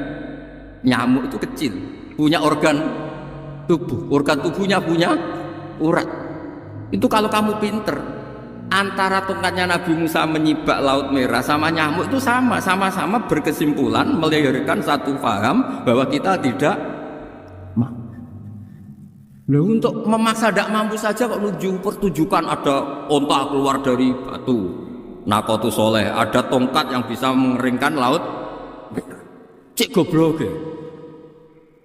Lah kita alhamdulillah tidak jenis goblok yang seperti ini. Untuk ikrar bahwa Allah itu hebat ala kulli syai'in, cukup lihat nyamuk, kagum kan? Sudah tidak usah bikin hidup. Saya berkali-kali mencontohkan. Para pemahat tak suruh bikin patung gajah itu mampu, tak suruh bikin patung nyamuk kalau bisa. Nyari materi dari apa? Gampang mana bikin patung gajah sama patung nyamuk? Gajah, makanya Allah bikinnya contoh itu untuk ijaz itu pakai nyamuk bukan pakai gajah. Itu kalau ustadz-ustadz yang agak jorok malah contohnya nyamuk, itu kecil. Itu kayak apa? Di dalamnya dia hamil. Oh itu anaknya kecil lagi, telurnya kecil lagi, itu gimana itu cara bikin itu? Makanya di sini ini ada kitab Itqan, itu komentarnya itu lucu. Ini kitab Al-Itqan karangannya Imam Suyuti. Ini persis komentar saya tadi yang kata Imam Suyuti, pengarang kitab Itqan. Wa ya imma khissiyah wa imma aqliyah. Jadi mukjizat itu ada yang fisik, bisa dilihat indra, panca indra, bisa dilihat akal. Wa aktsaru mu'jizati Bani Israil kanat khissiyah li baladatihim. Biladatu goblok, wa qillati basairihim. Dasar wong goblok. Mukjizat kok ngenteni sing wow. Maksudnya dasar untuk ngakui Allah hebat saja kok nunggu hal-hal yang seperti itu. Paham ya? Mergo likillati napa aklihim. Wa aksaru mu'jizati hadil ummah aqliyatun li farati dzakaihim wa kamali afwahihim. Dan mukjizatnya umat ini semuanya berdasar akal karena sudah cerdas. Jadi andaikan kita melihat tongkatnya Nabi Musa menyibak Laut Merah dengan melihat nyamuk, kesimpulan kita sama-sama wow, sama-sama keren, sama-sama memastikan kita tidak mampu. Makanya terus Quran menerangkan kita wa ma min dabbatin fil ardi wala ta'iri yatiru bi janahihi illa umamun amsalukum. Jadi keseharian kita lihat burung kok terbang. Itu sudah ayatun min ayatillah. Faham ya? Dados niki kudu bangga ditunggoni napa Quran, nggih ditunggoni napa Quran. Wa mu'jizatul Quran tusyahadu bil basirah fayakunu mayattabi'u li ajlihi aksar. Terus li'annal ladzi yusyahadu bi'ainir ra'si yang qaridu bingkiradi musyahidi. Sesuatu yang tampilan dahsyatnya itu disaksikan mata, maka itu bisa habis. Era tongkat Nabi Musa seperti itu habis enggak? Bisa mengeringkan laut merah, habis kan? Tapi era mukjizatnya Quran ila yaumil qiyamah. Ya contoh sosial, saya kembali lagi ke sosial. Kamu punya teman awet atau punya istri awet, itu konsepnya ya wal kadhiminal itu agak gampang tersinggung. Coba kalau kamu setiap tersinggung putus, setiap tersinggung habis, kamu tidak punya teman, tidak punya istri. Sampai kita awet seperti ini, kalau kecewa ya wal kadhiminal itu ngempet. Termasuk saya ini biasanya ngaji khusus terus baca gini ya kecewa. Tapi barokahnya diwarai Quran wal kadhiminal itu ngempet Gus ngempet. Terus kecewa sama teman, kok kenapa tidak putus? Karena wal afina aninna, sudah kalau kecewa maafkan. Coba kalau kita kecewa presiden demo, kecewa menteri demo, kecewa orang tua minggat, ya kalau dicari, kalau tidak kan malu. Saya itu punya teman tak tanya, kecewa besar sama bapak, kenapa tidak minggat? Malu, kenapa malu? Takut gak dicari. Itu orang itu paling malu itu kalau keluar dari rumah nggak di. Saya punya teman lagi, saya ini takut mati. Kenapa? Takut istri saya tidak nangis. Itu kematian terburuk itu kalau mati tahu istrinya tidak nangis. Oh itu malu betul. Makanya jangan mati. Pokoknya pastikan orang sekeliling Anda nangis itu baru berani mati. Kalau tidak jangan. Ya jadi mukjizatnya Nabi itu luar biasa. Nah ini terus saya teruskan ya. Makanya mukjizat terbesarnya Nabi adalah Al-Quran. Karena Al-Quran ini cerita tentang hukum-hukum akal, cerita tentang logika-logika peradaban. Misalnya logika peradaban, contoh paling gampang. Di Quran itu ada sekian ayat yang Allah cerita peradaban. Misalnya wa ahsinu innallaha yuhibbul muhsinin. Itu dikutip terus kemudian disimpulkan dalam peradaban. Kata Sayyidina Ali karramallahu wajhah ngendikannya gampang. Ahsin man syi'ta takun amira. Kamu berbuat baik saja sama seseorang, maka otomatis kamu akan jadi pemimpinnya. Ada orang nggak tamat SD, nggak tamat papa, gobloknya minta ampun. Tapi karena gaji seorang pakar, oh kamu tak gaji 1 bulan 1 miliar, perusahaan saya jadikan besar. Itu dikongkan ngalor itu ya nurut. Hanya karena dia ihsan.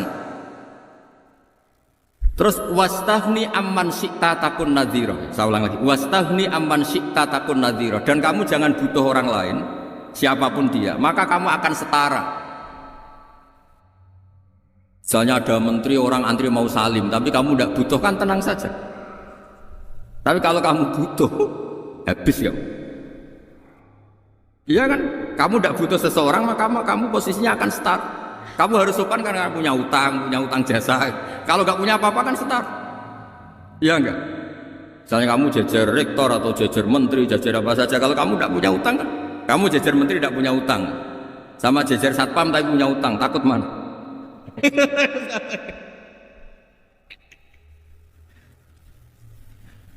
Kalau butuh itu mesti kalah kan? Ada pejabat misalnya nggak begitu cantik sama perempuan cantik yang kamu butuh ingin dicintai, takut mak. Padahal nggak jelas orang ini pangkatnya apa. Jadi dalam hukum sosial itu kata Sayyidina Ali wastahni aman syi'ta takun nadhira. Kamu jangan butuh seseorang maka kamu akan star. Terus yang terakhir wahtas ilaman syi'ta takun asira. Asira pakai sin. Dan silahkan butuh seseorang maka kamu akan jadi budak dia. Ya coba misalnya ada seorang profesor, seorang alim, seorang ketop, misalnya mencintai janda di ujung kampung sana, jalan kaki 2 kilo, padahal itu gak tamat SD, tapi gara-gara seneng, kacau kan, logika kepangkatan hilang semua kan. Jadi itu hukum peradaban, itu mewakili isi-isi sosial yang diterangkan Quran. Ya, jadi paketnya 3 tadi ya. Ahsin man syi'ta takun amira. Kamu berbuat baik sama seseorang maka kamu bisa memimpin. Wastahni amman syi'ta takun nadhira. Kamu jangan butuh seseorang maka kamu akan setara. Mbok kamu ketemu orang terkaya di dunia. Ya ketemu orang terkaya di dunia, kamu jejer, kamu tidak butuh dia. Tenang kan bisa setara kan? Tapi kalau butuh harus sopan, mengajukan proposal, harus berakhlak karimah. Makanya sekarang Anda kok berakhlak kenapa? Ternyata mau nyalek. Biasanya Anda berakhlak kok berakhlak. Ya apa ini? Makanya guyonan di Rembang itu Beb Husein itu. Kalau ada orang udah tidak sopan sama temannya, temannya curiga, kok tumben sopan, mau utang ya? Dan zaman akhir itu aja.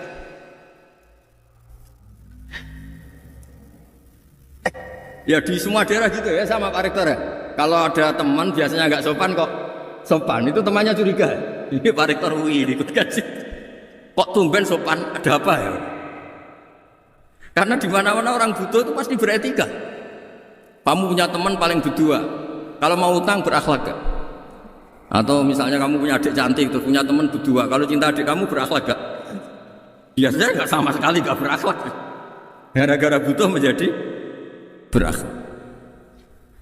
Ya jadi hukum sosial itu ya kuncinya 3 tadi. Ahsin man syi'ta takun amira, wastaghni amman syi'ta takun nadhira, terus wahtas ila man syi'ta takun asira. Kalau kamu butuh seseorang pasti kamu dibikin hina. Asir itu tawanan.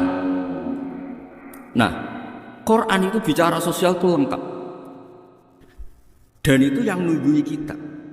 Kita punya tetangga yang kurang baik, ya seneng. Punya tetangga baik, ya seneng. Kata Imam Syafi'i, saya berkali-kali cerita, kok seneng semua Imam Syafi'i? Ya bagus lah, kalau yang seneng saya enak lah, dijak jagongan, dijak ngopi enak. Yang gak seneng saya, gak ngarah utang. Uang itu nak, kamu punya tetangga gak seneng kamu, aman kan? Aman. Gak akan pinjem uang kan, pinjem mobil, uang gak seneng kok. Makanya Imam Syafi'i itu kalau ngedikan luar sana, diceritain orang, ya Aba Abdillah bagiannya, ya Aba Abdillah orang itu gak seneng kau, bagus lah. Loh kenapa bagus?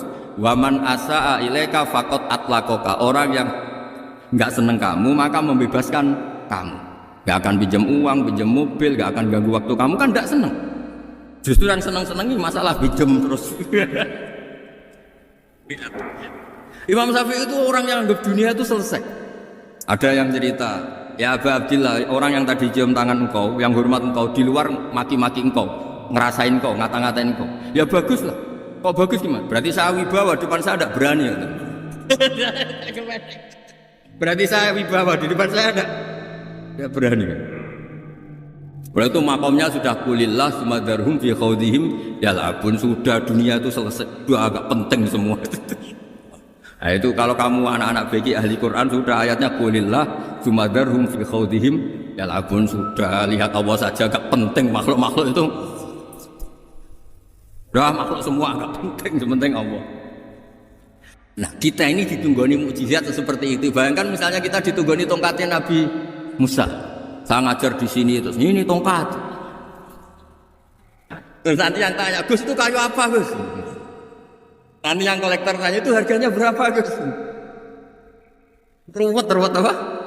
Terus yang ahli suudon itu asli gak Gus? Wah. Yang ahli suudon kan mesti tanyanya gitu, itu asli gak Gus? Repot-repot pokoknya. Tapi kalau Quran kan jelas. Jadi Allah ngendikan marojal bahro ini napa yal taqiyan. 2 mata air itu dipertemukan. Itu banyak muara sungai itu bermuara teng napa laut. Kados kali Kapuas, kali pundi-pundi ini sawangannya bermuara teng laut. Yal taqiyan di sawangannya ketemu. Tapi itu semua hanya firoil apa? Ini dalam pandangan. Kulo nate banyak ngaji tenggene kitab-kitab karangan Imam Rozi. Imam Rozi itu ulama tafsir besar ingkang menjelaskan posisi Quran sebagai wahyu yang berkarakter bahasa. Jadi Quran ini wahyu, dia mesti bener. Tapi piye wae Quran itu bahasa. Niki rungokaken ya. Jadi Quran piye wae napa? Bahasa. Jadi mungkin sampean gak kaget. Mungkin sampean gak kaget ngimane sampean ikan mokong, ora wati paham lah iman apa mokong.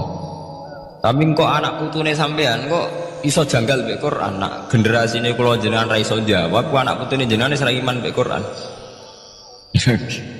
Iman raturan, jadi gak diilmiah. Contohnya ngeten.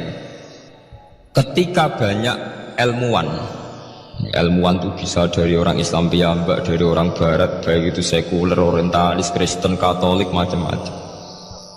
ketika banyak ilmuwan tuh penemuannya lebih diakui secara ilmiah ketimbang tulisan-tulisan agama, itu kan menimbulkan keguncangan.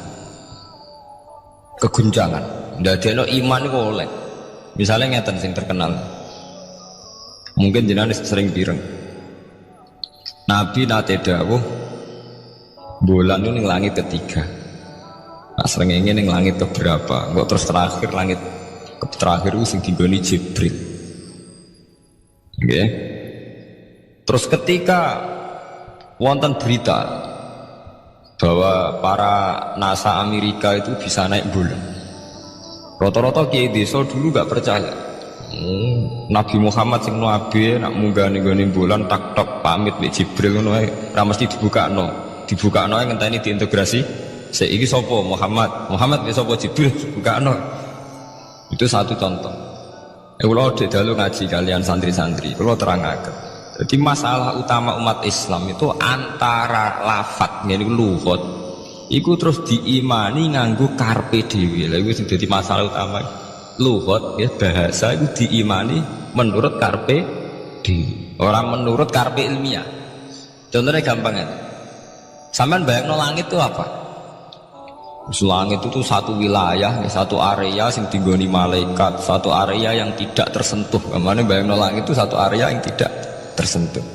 Sehingga ono kabar nak bulan yang langit ketiga kok terima menuso dok bulan terus sampai ora percaya. Gue dianggap masuk wilayah sing wis wilayah Jibril. Padahal tidak begitu. Masalah istilah sama itu istilah lughat. Terus Imam Razi menjawab sama itu istilah lughat. Jadi sesuatu yang tidak bumi ini itu namanya sama. Sesuatu yang tidak bumi ini namanya sama.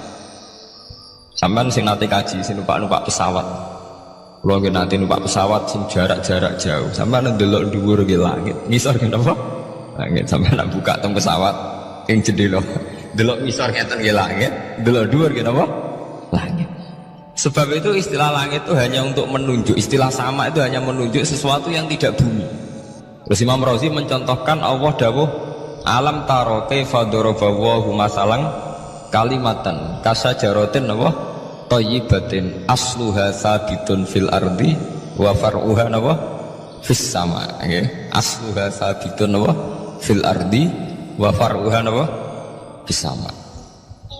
Kalimat thayyibah kaya wit sing thayyibah. Ini ku wit kurma. Asluha sabitun fil ardi. Akare wit kurma menghunjam ning bumi wa far'uha fis sama. Cabang-cabangnya atau dahane fis sama. Ya, artinya kan sederhana loh gitu. Wit kurma itu dahane fis sama. Sama artinya mosok koyok bayangannya sampean sesuatu yang bener-bener gak tersentuh. Wong dahane wit kurma fis sama. Jadi kasajaratin apa? Thayyibatin asluha sabitun fil ardi wa far'uha apa? Fis sama. Sama temriku mosok artinya lemu angin sing gak terjangkau. Wong artinya koyok wit kurma sing akari menghujam ning bumi wa far'uha napa fis sama. Dahan-dahan atau cabangnya fis sama. Sebab itu istilah sama tenggene Quran itu menunjuk satu arti yang tidak bumi. Nak sampean delok teng munjid teng kamus-kamus mutlakul uluwi, sesuatu yang atas itu sama. Sebab itu ketika ditemukan, dan ini kalau cerita astronomi, ane iman itu dibaringi mbek ilmu. Nak cara ilmu falak, cara ilmu astronomi, bumi itu kan berputar. Ketika kita di atas, kita ngalami siang. Ketika kita di bawah, kita ngalami malam. Orang kok srengenge ambles ning bumi itu. Lah nak srengenge ambles ning bumi logikanya kan mboten masuk akal. Mergo srengenge luwih gede, mosok iso ketelan barang sing luwih cilik. Nah, tapi kenapa istilah-istilahnya kok hatta idza balagha maghribas syamsi wajadaha taghrubu fi ainin hamiatin. Nak wis wayahe sore ben delok srengenge sawangane ya surup ning mata air. Gua anggere sore sampean delok nang gunung nggih. Nak sore sampean teng gunung sampean delok srengenge sawangane ambles teng lah. Wajadaha taghrubu fi ainin hamiatin. Lah itu jalan keluarnya apa ya? Kayak Imam Suyuti ini firaqil aini sawangane. Jadi piye wae Quran itu pakai lughat, jadi balik ning istilah sawangane. Jadi Quran itu tidak mesti memutuskan sesuatu itu sak mestine. Sawangane firoil ain. Ya podo kaya air tawar ambek air asin. Sawangane ketemu nyatane keudek-udek. Wong sangka sungai mengalir ke laut. Tapi sawangane Allah tetap bikin karakter masing-masing. Dan keduanya tetap sesuai dengan karakter masing-masing. Jadi ahli fisika nu paham betul. Benda mbok adu kaya apa tetap mereka bawa ciri masing-masing. Kok kabeh nggawa gene masing-masing. Berarti ketemu sawangane tok hakikate ndak pernah mau napa? Ketemu. Ini jenenge firoil. Sebab itu banyak ayat-ayat yang terjawab oleh teori firoil ini. Ini ku sawangan. Jadi ini ku masalah-masalah ilmiah yang bisa menjawab beberapa kejanggalan, yes. Beberapa kejanggalan dohirin nas agama. Zaman kudu paham menurut banyak sekarang misalnya kayak manusia itu ketika bisa deteksi janin. Ahli dokter kandungan lewat macam-macam peralatan itu, USG macam-macam mak saged ngerti janin itu lanang atau wedok. Nah dhisik kiye kuno ada 5 perkara sing roh apa tok, kapan udan, kapan wong mati. Terus sing ning jero kandungane wong wedok iku lanang apa wedok sing roh apa tok. Kiye kuno ngoten. Tapi sakniki wong paling percaya urusan mati tok. Urusan udan secara falak, secara astronomi saged dideteksi to. Wong falak iso ngerti iki musim rendeng, musim ketiga. Pergerakan angin sampai ndelok ning perkaryaan cuaca ki rata-rata bener. Nggih betul, musim angin, musim hujan, musim kering. Secara ilmiah gini ku wau, wong gini ku wau. Setelah kita nentukan ora ana lanang wedok ning gone kandhane wedok manusa roh sing roh apa tok, sing mari keliru sampai nentokno lanang wedok. Wong apa mau dawuh wa ya'lamu ma fil arham. Hanya Allah yang tahu apa yang di rahim. Ma itu cara nahwu itu mubham. Ma itu tidak harus menunjuk laki atau perempuannya. Ma itu lafadz sing mubham. Apa saja kan bisa terkait nasib, ya. Bisa terkait kesehatan, bisa terkait gennya normal ndak. Tapi tahu-tahu kita lewat perasaan kita piyambak nentokno wa ya'lamul arham lanang wedok. Itu ini bolak-balik mulai agama rusak itu tadi. Sesuatu buat makna ini menurut karepem dewi. Iwak tunggale Allah dawuh wa ma min dabatin fil ardi illa 'ala Allahi napa rizqu kabeh sing gremeng ning bumi Allah nanggung rezeki ini. Cara Allah mulai ambekan ya rezeki sampean ngirup oksigen ya iwak akal-akalane sampean bang rezeki dhuwit sehingga ketika kira di dhuwit terus janggal jare wa ma min dabatin fil ardi illa 'ala rizqu apa aku ra di dhuwit ra di beras. Nah itu jenenge maknani Quran menurut karepe dhewe. Nek semaring rusak tatanan bolak-balik terus nuruti karepe dhewe. Niki dirungaken sanget nggih. Jadi ada masalah-masalah agama sing tahu-tahu kita punya pengertian menurut karepe dhewe. Ngene ku wau, misale wonten dawuh wa ma min dabatin fil ardi illa 'ala Allahi rizquha. Asal jenenge dabah, pokoke makhluk urip mesti dijatah rezeki masing-masing. Rezeki itu cara Allah mulai ambekan udara, kesehatan, sampean gak diantem tsunami, gak diantem gempa niku rezeki. Tapi manusa dibayangkan dhewe rezeki ya dhuwit. Duwe beras kathah, nak panen kathah. Tapi manusa iku pengetahuane manusa mulane jare pangeran wa kanal insanu dzaluman jahula. Manusa ujung-ujunge iku ya zalim ya bento. Jadi jahulan ora jahil itu maknane bento, nak jahulan banget bentone. Lah kok mboten bento sepundi?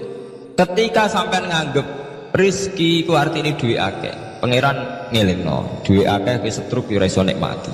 Ya sumpah. Nggih mboten. Ketika kowe bayangno rezeki iku beras akeh apa-apa akeh.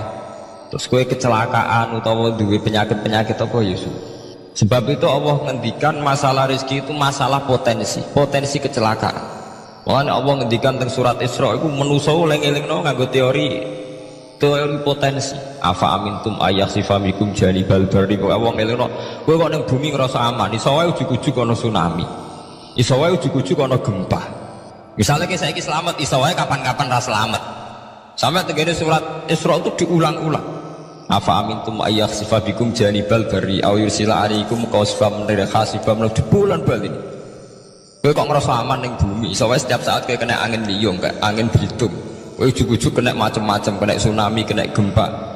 Lah teori ini yang sing dadekno manusa iku syukur. Sakjane kita umpama anut Quran iku urip ku yo gampang syukur tapi yo ora gampang kebablas. Manusa ora ngoten to nggih, numpak pesawat sawangane rawan kecelakaan. Nah tengok-tengok ning omah sawangane akeh slamet. Lah wong Aceh pas ning omah kabeh kena tsunami sedina 100.000 ludes. Nggih betul. Tapi manusa kedikte mbek jahule bentone wae. Sawangane kecelakaan numpak pesawat. Numpak adam air sawangane kecelakaan. Nah ora sawangane selamat. Lah wong Aceh ning omah kabeh kena tsunami entek. Yang Jogja ning omah kabeh kena gempa 5.000 Itu jenis jahula. Menurut saya akeh betone. Begitu juga menyangkut hal-hal yang lain. Mulai Allah ngelingno. Jatuh galerian sederenge era tsunami Aceh sampean bayangno wong kerem ning laut nggih mboten. Saiki entek teori kerem ning laut. Wong Aceh ning darat kabeh. Mati nek kerem manusia bentu. Yang saking bentune nyongkone jenenge kerem ngenteni ning laut. Pangeran ngelingno jare sapa? Tsunami ya, kerem tapi ning darat nggih mboten. Jadi pangeran ngelingno bolak-balik. Kula nate ngaji teng Jogja ngoten. Manusia bentu, saking bentune iku nak ngomong ke karepe dhewe. Mulane ketika Allah nurono innallaha la yastahi ayyadriba masalam ma ba'udutan. Allah itu gak isin nak sekedar nyontokno barang-barang cilik kaya nyamuk. Tapi manusia saking bentune ngoten, ambek macan wedi. Usahane diterkam macan mesti mati nih. Ambek buadak wedi. Usahane diterkam badak ku akeh mati. Padahal sedikan rata-rata wong mati mbek kuman, barang sing cilik. Nggih mboten. Kabeh ahli medis, ahli ngerti nek wong jarang. Wong sing mati diterkam macan menawa lain Nabi Adam sampai kiamat kena diitung, nggih mboten. Nek nak mati mbek kuman. Rak barang cilik. Nggih mboten. Tapi manusa wedine rak mbek barang-barang gedhe. Ana macan do mlayu. Jare sapa saiki wong mati kok pitik flu burung ngono. Lha iku betapa bodohne manusa, gara-gara macan budi iso nyakar ke wedi. Tapi nyatane macan mboten mateni, sing mateni malah penyakit saka pitik trimo flu burung. Lha iku betapa daluman jauh lah. Dadi manusa mau ngomong kira-kiru. Mok sawangane tok. Blunder-blunder. Mulane pangeran nak nyipati manusa wis dolim bintu. Maka al insanu zaluman apa? Jauh lah wis dolim napa? Bintu. Men nek dituruti ngoten klira-kliru.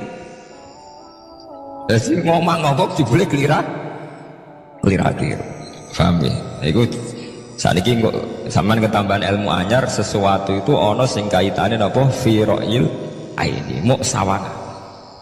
Sebagian ilmune manusa mau nuruti napa sawangane ora nganti tok ilmu hakikat.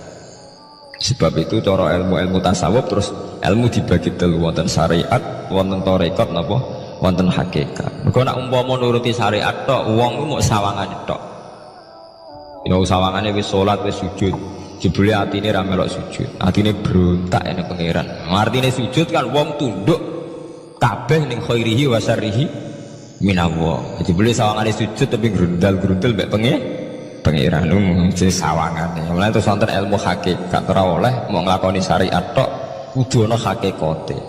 Muga nek ana hakikat ya ngoten niku wau. Mau barang mau amen sawangane tok. Sawangane sedekah jebule bar gaya mek unda-unda. Tapi sampai nak nganggo ilmu hakikat kan ngerti, manusia mau koyok dakon. Jadi sampai sedekah carane ikhlas itu gampang, nemen gampang. Cara sampai nganggo ilmu hakikat ikhlas itu sesuatu yang sangat mudah. Malah kowe ora ikhlas itu sing janggal. Lho nggih kula sering ditangkliti, Gus ikhlas kok angel. Lho cara aku malah gampang ikhlas timbang ra ikhlas gampang ikhlas. Kowe anggere ikhlas angel berarti ilmu untuk syariat tok. Nah ilmu mesti hakikat, mesti ikhlas, bukan mungkin ra ikhlas, mesti ikhlas. Misalnya ngeten, kula niku gadah dhuwit 10.000, nggih, cek dhuwit, cek ilmu, cek derajat, gadah dhuwit 10.000. Sampean kalau menurut pandangan syariat, karena dhuwit itu hasil dagangan jenengan, ya wae jenengan, oleh tiang disekakno jenengan, wae jenengan. Gara-gara sampean ngrasa wae lho, nak dikekno wong ya bot. Nak sampean sedekah yang merasa iso ngundhat ngundhat.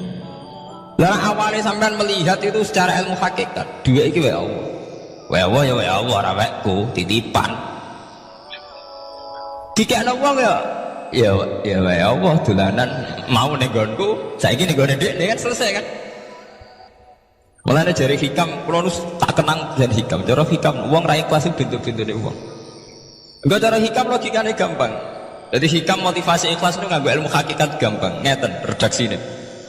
Kaifa tatlubul ajra mimman huwa muhtihi ilaika. Utekem lho buta kok endi? Kok njaluk opah mbek wong sing ngekeki hadiah piye? Contohnya ngeten, sampean tak kei dhuwit 100 juta. Tak kei. Sampean tak kon dagang. Bareng tak kon dagang sukses badi. Bareng badi yo opahne ning aku. Kan lucu to nggih, wong sing ngekeki hadiah malah dijaluki opah. Jare hikam, wong Islam iku iman, iso salat sebab taufike Allah, iso haji sebab taufike Allah. Kita iso ibadah sebab taufike Allah. Bareng-bareng Allah ngekeki taufik kok dijaluki opah. Lho nuntut opah ambek wong sing ngekeki. Lha iku lucu ta ora lucu? Masuk akal tak masuk akal? Jadi sajane gampang supaya ke sholat ikhlas yakin ya Allah sholat kula sebab kersane jenengan. Nggih pun aku yo opah wis isin lho dikek hadiah sholat pira-pira to. Sing mareke nuntut mergo GR ujub. Wah aku iso sholat. Nek iso sholat berak swarga lho ujub. Lah sing bolak-balik kenapa kita ikhlas susah? Mergo awale ilmu mbok kawal mbok ilmu syariat. Tak cara ke awale cara melihat ilmu hakikat. Ikhlas ku gampang. Nggih mboten. Lha mboten ku ya ditenan. Gampang ku di ikhlas jenengan mbek ilmu kula. Sampeyan rasakno sik. Dadi ikhlas kudu dimulai kok ilmu hakikat sih. Iku gampang. Kayak kula misalnya mulang, ya Allah jenengan negir kula ngalim, negir kula saged mulang. Berarti jenengan mariki kula saged ibadah. Selesai kan? Nek nuruti syariat. Wah, guru sak huruf gaji 1000 dinar. Terus gampang gremeng kan kula. Ngaji gak dihormati, nyangoni sithik ora karu-karuan. Gara-gara pertama mandang sing nganggo syariat, aku mulang. Berarti berhak untuk alfu napa? Dinar. Wong jare ala-ala jare mulang sak huruf ditarik pinten? 1000 dinar. Paham ya? Tapi nak pertama nganggo ilmu hakikat, aku mulang ditakdir pengiran, ditakdir di kesempatan ibadah. Ampun kok nganti nuntut, terus aku kepikiran jenenge nuntut, jenenge ngundat-ngundat pun mboten apa? Kepikiran. Paham nggih? Dadi saiki dilatih carane ikhlas piye anut ilmu hakikat. Ilmu sing awale wis anut ilmu napa? Hakikat. Nek kowe pertama nganggo syariat, ikhlas meksa kowe. Mesti bukti tuh, sampai merasa di duit, merasa ngelakoni sholat, merasa mulang, tak ulang tenanan. Jebule rapat tinggal hormati aku. Ya tersinggung. Lo nak tersinggung yang ikhlas buatan menyangkut ngoten. Ora pantes Quran diulang kok kowe terlambat, Quran diulang kok kowe guyon. Mergo piye standar Quran diulang kudu idza dzikrullah wajilat qulubuhum wa idza tuliyat alaihim ayatu zadatuhum. Kan benten to nggih buatan menyangkut pribadi tersinggung buatan, tapi supaya Quran itu bener-bener zadatum napa? Iman. Anak tersinggung syariat yo ono, gak ngregani wong sepuh. Nak sing kiai jadi gak ngregani kiai, kok bareng umur itu gak ngregani wong tua. Malah nyiksa ati to. Pertuntang. Nah, sampeyan nganggo ilmu hakikat selesai. Ora kepikiran. Mulane cara sing aran hikam, sing aran ikhlas iku gampang. Sing mari angel kowe iku nganggo ilmu syariat. Sehingga kowe merasa ujub. Iku mau, dhuwit iki wekku. Ngalim ilmuku. Ngono masjid iki tanpa aku ora dadi masjid. Sehingga gak dadi imam gremeng tenan. Lah awale nganggo ilmu hakikat, ya Allah jenengan Rahman tenan. Negdir kula saged ngamal dadi pengurus takmir, negdir kula saged dadi panitia takmir. Nggak misalnya sing dadi imam wong liya, kula alhamdulillah Gusti saking masjid rame, cik imam kula cik mboten penting, butuh kula nu rame ning masjid.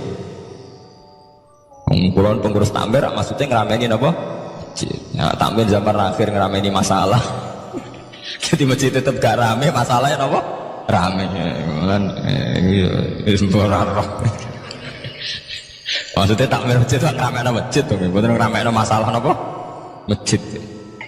Paham ya? Jadi fi ra'il aini ing dalam pandangannya mripat.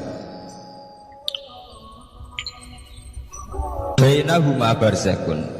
Bainahuma iku tetep ing dalam antarane bahro ini. Bainahuma iku tetep ing dalam antarane bahro ini barzakhun utawi pembatas. Hajizun. Mau mulo terangaken. Jadi hakikate antarane air tawar be air laut itu ada hajiz, ada faktor karakter masing-masing nggak saling terganggu. Fabi ayyi ala rabbikum mongko kelawan dine pira-pira rahmate pangeran loro ira tu kadibani gorono sira loro. Yakhruju minhumal lu'lu'u wal marjan. Yukhraju bil bina lil maf'ul. Jadi sebagian qira'an itu diwaos yukhraju minhuma. Bil bina lil maf'ul wal fa'il lan fa'il berarti diwaca yakhruju minhumal lu'lu'u wal marjan. Kadang diwaca yukhraju. Ai min majmu'ihima tegese saking kumpulane bahro ini. Aso diki kang beneri bi ahadima kalan sesujine bahro ini wa wa te wahid wa al milku iku segoro asih. Apa sing metu al-lu'lu'u wal marjan? Al-lu'lu'u apa mutiara? Wal marjanu lan perhiasan. Khirzun ahmar au sigharul lu'lu'. Wis wae gampangnya nama-nama mutiara. Fabi ayyi ala rabbikuma tukadziban. Nah, ini cobalah jadi etika kita, muhasabah kita. Jadi muhasabah itu cara berpikir kita set, kita pikir ulang. Ternyata semangatnya seorang nabi itu wastaghfir lidzambika walil mu'minun. Semangatnya itu memintakan ampun. Orang ahli tafsir tahu semua kalau nabi itu tidak mungkin dosa. Jadi itu khitabun nabi wa urida bihi ummatu, itu khitab nabi, tapi yang dimaksud itu umatnya, karena nabi tidak akan mengalami dzambun, tidak akan mengalami dosa. Sekarang enggak, kadang-kadang kita ini kalau orang lain salah itu semangat. Kalau di perusahaan ada teman salah, apalagi pimpinan salah itu seneng. Barokahnya salah bisa ganti. Kan gitu. Mungkin di dunia tokoh juga gitu, barokahnya ada tokoh salah kita yang jadi populer sendiri. Tidak boleh seperti itu, kita harus salimus sodri di jami'il muslimin. Jadi ini harus dilatih. Saya tadi matur sama Habib Ahmad, latihan kita jadi hidup. Nabi itu kalau resep jadi wali itu kata Nabi gampang. Kata Nabi, kalau kamu ingin disenangin Allah, ya sudah, kalau kamu asbahta wa amseta gini-gini, perasaan kamu, kata Nabi, jangan punya perasaan ghil sama orang muslimin. Itu sudah wadhalika min sunnati. Makanya Nabi ngendikan la yablughni ahadun an ahadin syai'an. Ada yang baca la yuballighni ahadun an ahadin syai'an. Seseorang jangan melaporkan ke saya tentang salahnya yang lain. Fa inni akhruju ilaikum wa ana salimus sadri. Karena saya ingin ketemu sampean semua dalam keadaan salimus sadri, tidak punya perasaan apa-apa.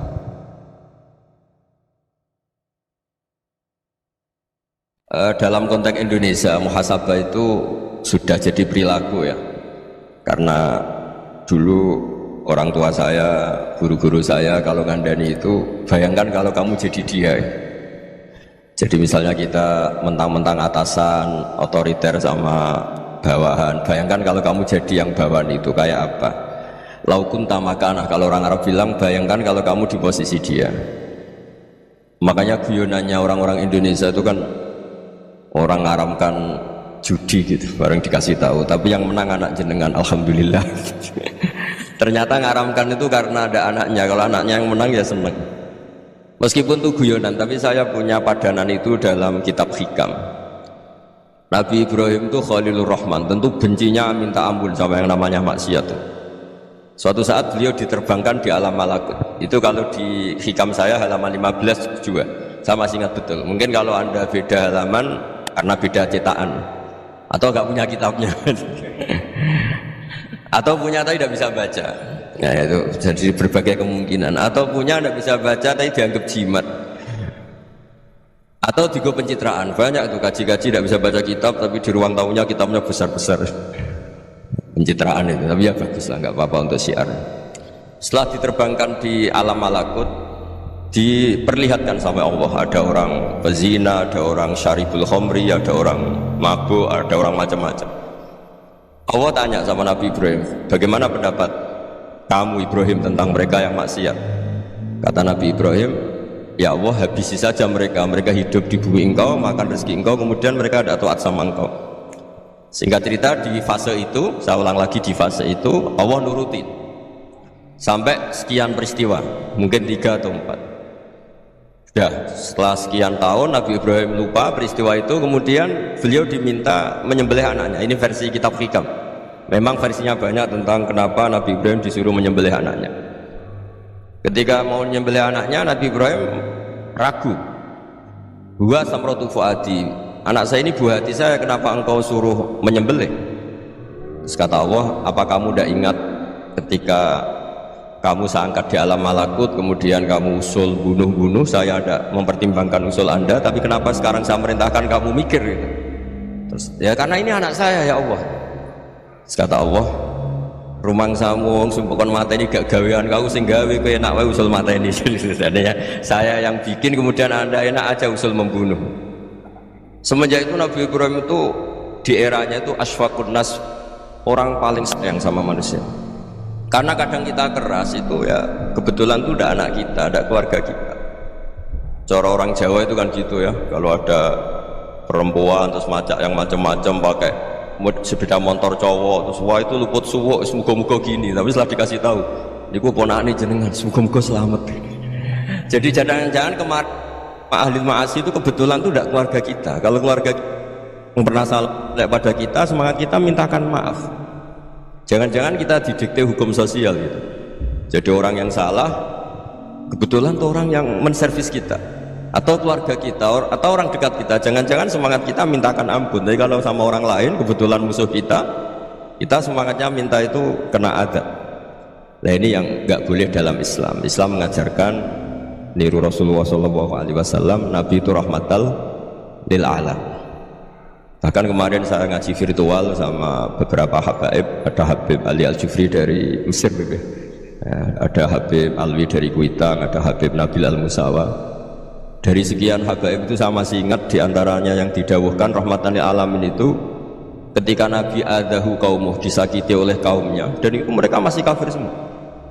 Itu mereka dapat doanya Nabi, Allahumma hdi qaumi fa innahum la ya'lamun. Kayak apa baiknya Nabi, orang yang menyakiti, yang melukai, tapi Nabi masih berdoa, Allahumma hdi qaumi fa innahum la ya'lamun.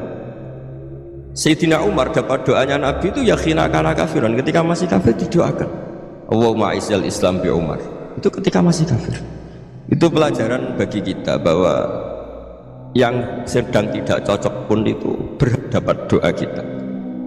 Ya doa supaya kondisi kita baik, hari tambah baik. Karena agama ini saya berkali-kali bilang limangkan yarjuwa wal yaumal akhir. Agama ini diperuntukkan bagi yang selalu punya harapan pada Allah Subhanahu wa taala.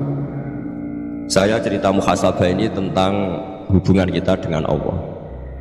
Di Indonesia itu banyak orang fasik, banyak orang nakal. Ya di mana-mana orang nakal itu ya mayoritas, wa aksaruhum fasikun. Tapi berkahnya harapan. Mungkin saya kira nakal so benda, mungkin saya kira sholat so ben sholat, mungkin sekarang belum sakho, belum dermawan, suatu saat dermawan. Barokahnya itu kefasikan ini dianggap sementara, sedang fasik, sedang tidak benar. Karena kiai-kiai kita, para guru-guru kita, para habaib utamanya itu mesti bilang semoga husnul khotimah. Nah barokahnya doa itu semoga husnul khotimah itu menjadikan satu pola sosial. Yang sedang fasik ini masih diharapkan jadi lebih baik, jadi lebih sehingga kita tidak ngambil sikap ekstrim yang ingin menghabisi atau ingin mengadili, tidak, karena selalu kita punya harapan, dan agama ini limangkan yarjuwa wal yaumil akhir. Bayangkan itu kalau yang nakal itu anak kamu, pasti kamu nggak ingin kan langsung dapat azab, dapat apa, padahal kita semua jadi tokoh ini abul kulli, bapak dari semua. Sehingga ketika Rasulullah SAW jalan-jalan kemudian melihat perempuan sedang menyalakan api, kalau apinya mati ditiup, anaknya dijauhkan, nanti kalau sudah jauh dari api anaknya digendong lagi. Terus kata Rasulullah matur ke semua sahabat, ara'aitum anna hadhihi tarihatan waladaha 'alan nar. Apa kamu berpendapat bahwa perempuan ini akan melemparkan anaknya ke neraka? Tidak ya Rasulullah, tidak akan seorang ibu melemparkan anaknya ke api. Terus kata Rasulullah, Allahu arhamu min hadhihi biwaladiha. Allah lebih rahman, lebih rahim dibanding orang tua ini kepada anaknya. Ini yang harus kita kenalkan terus, kita kampanyakan terus, supaya orang hubungannya dengan Allah itu nyaman, asik. Sehingga dengan demikian selalu ada harapan bahwa yang sedang nakal ini suatu saat tobat. Kita tidak boleh menghukumi pasti begini, pasti gini, itu tidak wilayah kita. Itu juga yang dicontohkan Rasulullah SAW. Secara lahir Nabi itu nggak berkenan sama Wahsy, karena Wahsy itu salahnya salah fatal, karena membunuh ahabban nasi ila Rasulillah, yaitu membunuh Sayyid Hamzah. Jadi ketika Wahsy tobat, Nabi itu terima tobat. Dan ketika beliau dengan basariyahnya nggak siap ketemu Wahsy karena harus ingat Sayyid Hamzah, basariyahnya diturutin. Oke, kamu iman saya turutin, tapi jangan sering ketemu saya, karena kalau ketemu kamu saya masih ingat sama paman saya Sayyid Hamzah. Kita bisa ngelola seperti itu. Kita tidak cocok sama orang, bagaimanapun mereka umat Rasulullah SAW, kita tetap mencintai mereka. Misalnya kalau beda agama, mereka sama-sama orang Indonesia, kita mencintai mereka atas nama warga Indonesia. Tapi kalau misalnya potongannya ora cocok, beda kultur, bawaannya itu mangkel no cara Jawa, ya bisa diilmoni, jangan ketemu. Wong sudah tidak cocok, ingin ketemu nyari solusi, roh ini tok seneng itu kan ya repot itu. Ya sudah, kalau nggak mati cocok ya jangan sering ketemu. Dan itu kita bisa memanage seperti itu tuh bisa. Saya berkali-kali cerita tentang Imam Syafi'i. Kalau dikasih tahu ya Imam Abu Abdillah, panggilannya Imam Syafi'i, tetangga anda ini ternyata banyak yang nggak senang anda. Jawabnya beliau senang. Ya bagus kalau nggak senang saya, ndak utang saya. Kata. Jadi gara-gara sampean seneng aku ngatur aku ini kan. Dan mungkin sampean rasa seneng kan ya enak. Jadi hidup itu dianggap happy. Kalau seneng ya teman silaturahim, kalau nggak seneng ya nggak bakal utang gitu. Baru kayak seneng itu nggak ganggu. Gitu. Jadi dulu itu orang bisa ngelola seneng ndak seneng itu bisa. Karena ada kearifan hubungan dengan Allah Subhanahu wa ta'ala. Hidupnya selesai karena masyghul bi dzikrillah, mereka sibuk dengan Allah. Makanya kata ulama-ulama tasawuf, kamu jangan melihat manusia perilakunya, tapi kamu juga harus ingat yang gerakkan semua itu Allah Subhanahu wa ta'ala. Dengan demikian kita farah, kita senang. Makanya Nabi kalau ngutus Anas bin Malik kemudian nggak kesampaian yang diinginkan karena Anas main, ketika garwa-garwane Nabi agak tersinggung, Nabi andaikan Allah menghendaki yang saya inginkan kesampaian, pasti itu kesampaian. Jadi dianggap kegagalan Anas gak manggil yang dituju Nabi itu ya kersane Allah, ya enteng saja. Sayyidina Ali lebih parah lagi yang dialamin. Itu dalam beliau kalau dipanggil tuh gak cepet-cepet ke sana. Ketika ditanya, kenapa kamu tak panggil gak cepet ke saya? Amin tuh ukubatak, karena aku tahu kau orang baik itu pemaaf. Jadi makanya orang-orang soleh dulu itu bodoni itu. Makanya sekarang kalau ada orang bodoni itu mesti beda orang soleh. Kalau orang-orang soleh itu kakean husnudzon akhirnya sering dibodonin. Abdul bin Umar itu masyhur itu. Kalau ada budaknya sering sholat, sergap sholat itu dimerdekakan. Akhirnya nggak sholat pun pura-pura sholat. Akhirnya juga dimerdekakan. Ketika ditanya kenapa engkau merdekakan? Padahal mereka sholatnya menipu engkau, kata pembisik-pembisik. Man khoda'ana lillah in khoda'na lah. Dia nipu atas nama Allah, berarti saat tertipu juga atas nama Allah, gak masalah dong, semuanya demi Allah Subhanahu wa ta'ala. Jadi ketika kita mensifati Allah Ta'ala itu ghafir, Allah pemaaf. Jangan kamu gak fair untuk diri kamu nyifati Allah ghafir, pada orang lain Allah kamu sifati syadidul iqab. Jadi Allah kamu atur, kayak MC tadi ngatur saya. Jadi Allah itu apa? Kalau pada saya ghafir, kalau pada musuh saya sadidul iqab. Itu tidak fair. Kalau anda punya harapan kepada Allah karena Allah Rahman Rahim, Allah ghafir, sebenarnya Allah pada musuh kita ya bisa saja Allah ghafir, bisa saja Allah Rahman Rahim. Sehingga kita melihat orang lain yang kita tidak cocok itu ya enteng saja. Itu min ummati Rasulillah sing tanaluhu syafa'atu, tanaluhu sa'atu rahmati, tanaluhu fair. Jangan dengan kita kayak mesti dapat rahmat. Jangan orang lain kayak Allah pasti syadidul iqab, itu tidak boleh. Sehingga ketika ada orang Badui, singkat cerita orang Badui ini kencing di masjid, semua sahabat membentak dia. Yang nggak bentak hanya Nabi dok. Saking mangkalnya orang ini karena semua sahabat bentak kecuali Nabi. Setelah dibenarin Nabi, terus Nabi nyuruh sabbu ali dhanuban min ma'in. Setelah disucikan masjid itu, dia berdoa keras sekali. Allahumma arhamni wa Muhammadan wa la tarham ma'ana ahadan. Ya Allah, yang berhak dapat rahmatmu hanya saya dan Nabi Muhammad, yang lainnya jangan. Karena yang lainnya tuh jengkelin, gitu aja saya salah dimarah-marahin. Jadi kalau kamu doa terbatas ya kayak orang Bedui ini, kayak orang Arabi. Apa kata Nabi? Laqad tahajjarta wasi'an. Allah yang rahmatnya luas menjadi kamu sempitkan. Karena kamu mau atur Allah hanya Rahman pada Indonesian Power, pada NU, pada kita, yang orang lain nggak perlu dapat. Itu kan kasihan Islam, karena Islam terus nggak dimiliki semua orang. Allah tidak dimiliki semua orang, Rasulullah tidak dimiliki semua orang, karena di NU, di ormas tertentu, di nggak boleh seperti itu. Nggak boleh takhasyar tawasian, kata Nabi, tidak boleh mempersempit zat yang rahmatnya itu luas. Ini semoga etika ini kita pakai di Indonesia. Yang sedang fase kita harapkan lebih baik, yang sedang nggak dapat hidayah kita doakan dapat apa? Hidayah. Masyhur kan, makanya tadi saya mohon sama Habib Ali supaya Habib Ahmad supaya tetap mahalul qiyam, tabaruk sama Habib Ali. Di antara doa-doa di Simtud Duror masyhur itu antuqa bilal mudhniba minnah fil ghufran wal musi'a bil ihsan. Jadi harapannya para habaib, para orang-orang baik dulu ya, semoga yang dosa itu dimaafkan, yang sedang salah dibuka, bikin lebih baik. Nabi itu tugasnya juga gitu, wastaghfir li dzambika walil mu'minina wal mu'minat. Nabi itu tugasnya juga memintakan ampun yang sedang salah.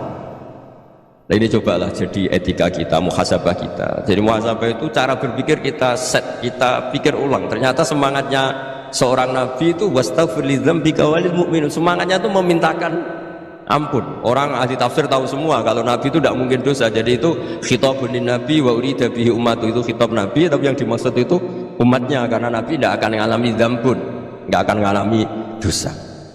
Sekarang enggak, kadang-kadang kita ini kalau orang lain salah itu semangat. Kalau di perusahaan ada teman salah, apalagi pimpinan salah itu seneng, barokahnya salah bisa ganti kan gitu. Ya, jadi kalau mungkin di dunia tokoh juga gitu, barokahnya ada tokoh salah, kita jadi populer sendiri, tidak boleh seperti itu. Kita harus salimus sodri di jami'il muslimin. Jadi ini harus dilatih. Saya tadi matur sama Habib Ahmad, latihan kita jadi hidup. Nabi itu kalau resep jadi wali itu kata Nabi gampang. Kata Nabi, kalau kamu ingin disenangin Allah, ya sudah, kalau kamu asbahta wa amseta gini-gini, perasaan kamu, kata Nabi, jangan punya perasaan ghil sama orang muslimin. Itu sudah, wadzalika min sunnati. Makanya Nabi ngendikan la yablughni ahadun an ahadin syai'an. Ada yang baca la yuballighni ahadun an ahadin syai'an. Seseorang jangan melaporkan ke saya tentang salahnya yang lain. Fa inni akhruju ilaikum wa ana salimus sadri. Karena saya ingin ketemu sampean semua dalam keadaan salimus sadri, tidak punya perasaan apa-apa. Karena kalau nurutin membisik, nurutin informasi itu ya repot, karena orang pasti sepihak. Ada kiai yang top datang ke kampung-kampung yang desa-desa, kata yang seneng itu punya akhlak, oh itu bagus orang besar datang ke kampung-kampung. Kata yang nggak seneng, oh itu jobnya kiai kecil kok diambil, itu kan ya kasihan. Itu kan sudut pandang. Makanya saya sering bilang, akal kita ini cukup untuk mentasdik Rasulullah SAW. Meskipun perasaan kita kadang orang Jawa itu beda. Saya berkali-kali bilang sama peneliti dari Jogja, kenapa sih Gus para nabi itu kok poligami, istrinya banyak? Nabi Dawud katanya itu berapa? Nabi Sulaiman malah jumlahnya agak terbatas ini. Nabi Muhammad itu paling sedikit. Saya tanya gini, perempuan itu orang lemah, jadi kalau nolong orang satu gimana baik, kalau nolong orang dua ya lebih baik, ya sudah kira-kira seperti itu. Paling tidak akal kita masih tahu kalau orang baik itu kan mesti baik, nolong orang satu baik, nolong orang dua ya lebih baik, nolong orang tiga lebih baik. Tapi kalau kamu orang nggak baik, satu saja kamu terlantarin, kamu miskinkan, kamu ya tinggal diukur kan. Kalau orang baik nambah baik, tapi kalau orang buruk tambah buruk. Nah itu akal kita bisa menganalisis kenapa sih nikah itu ada yang poligami, ada yang enggak. Ya sudah, ukur saja diri kamu. Misalnya kayak saya elek keriting, rabi terus, memperbanyak wong elek, orang perilaku netok raine dadi elek kabeh.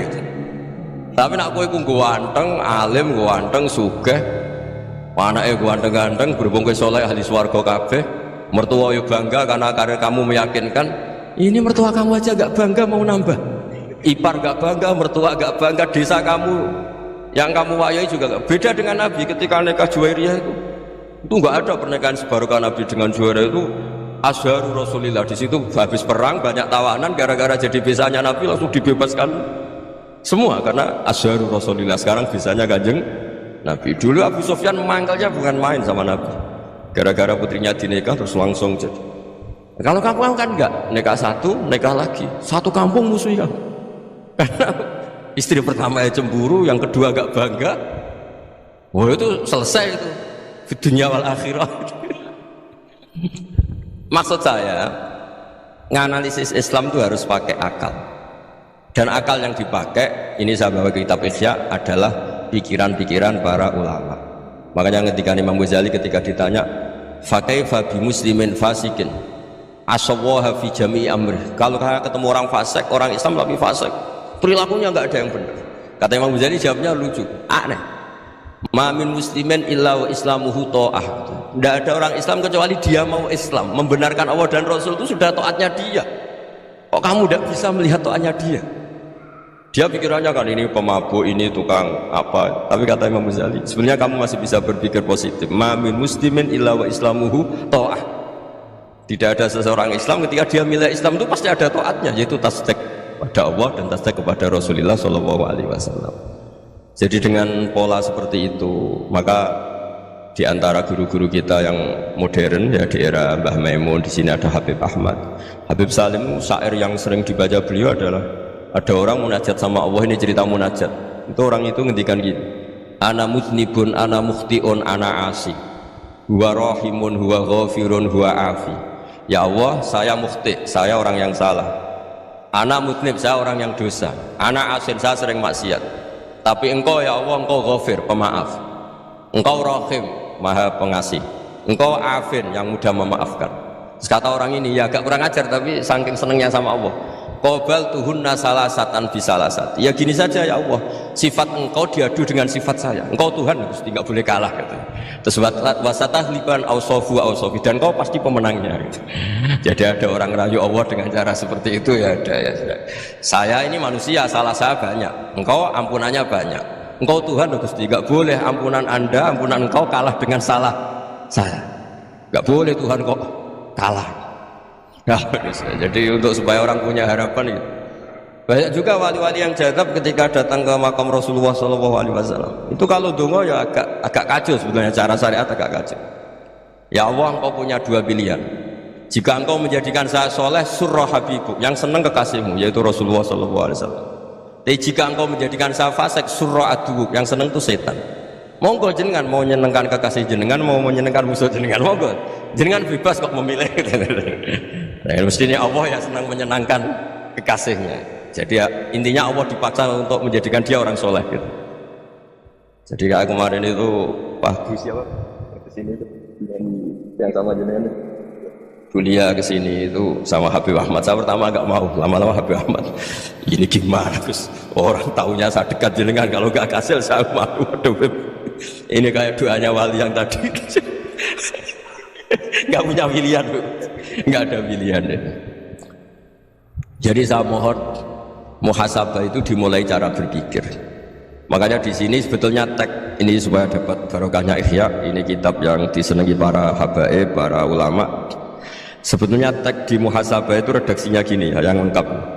Hasibu anfusakum qabla an tuhasabu wa zinuha qabla an tuzanu wa tahayya'u lil ardil akbar. Jadi ada kata wazinu, jadi ukur. Perilaku Anda ini diukur, ditakar. Misalnya kita sebagai suami kan ya punya hal-hal yang kita tidak ideal. Cara orang Jawa mesti pesek, cara rezeki ya pas-pasan. Dan kita juga kalau, makanya nggak boleh tanya istri begini, apa saya cinta pertama Anda, pasti ada kecewa. Orang jadi istri hanya korban terakhir itu. Karena orang kalau ngelamar kemana-mana gak jadi, yang jadi istri itu pasti korban terakhir itu. Jarang istri pilihan pertama, jarang. Ayo semua yang nikah, rata-rata itu pilihan Anda pertama Pak, dari sekian ditolak di mana-mana terus.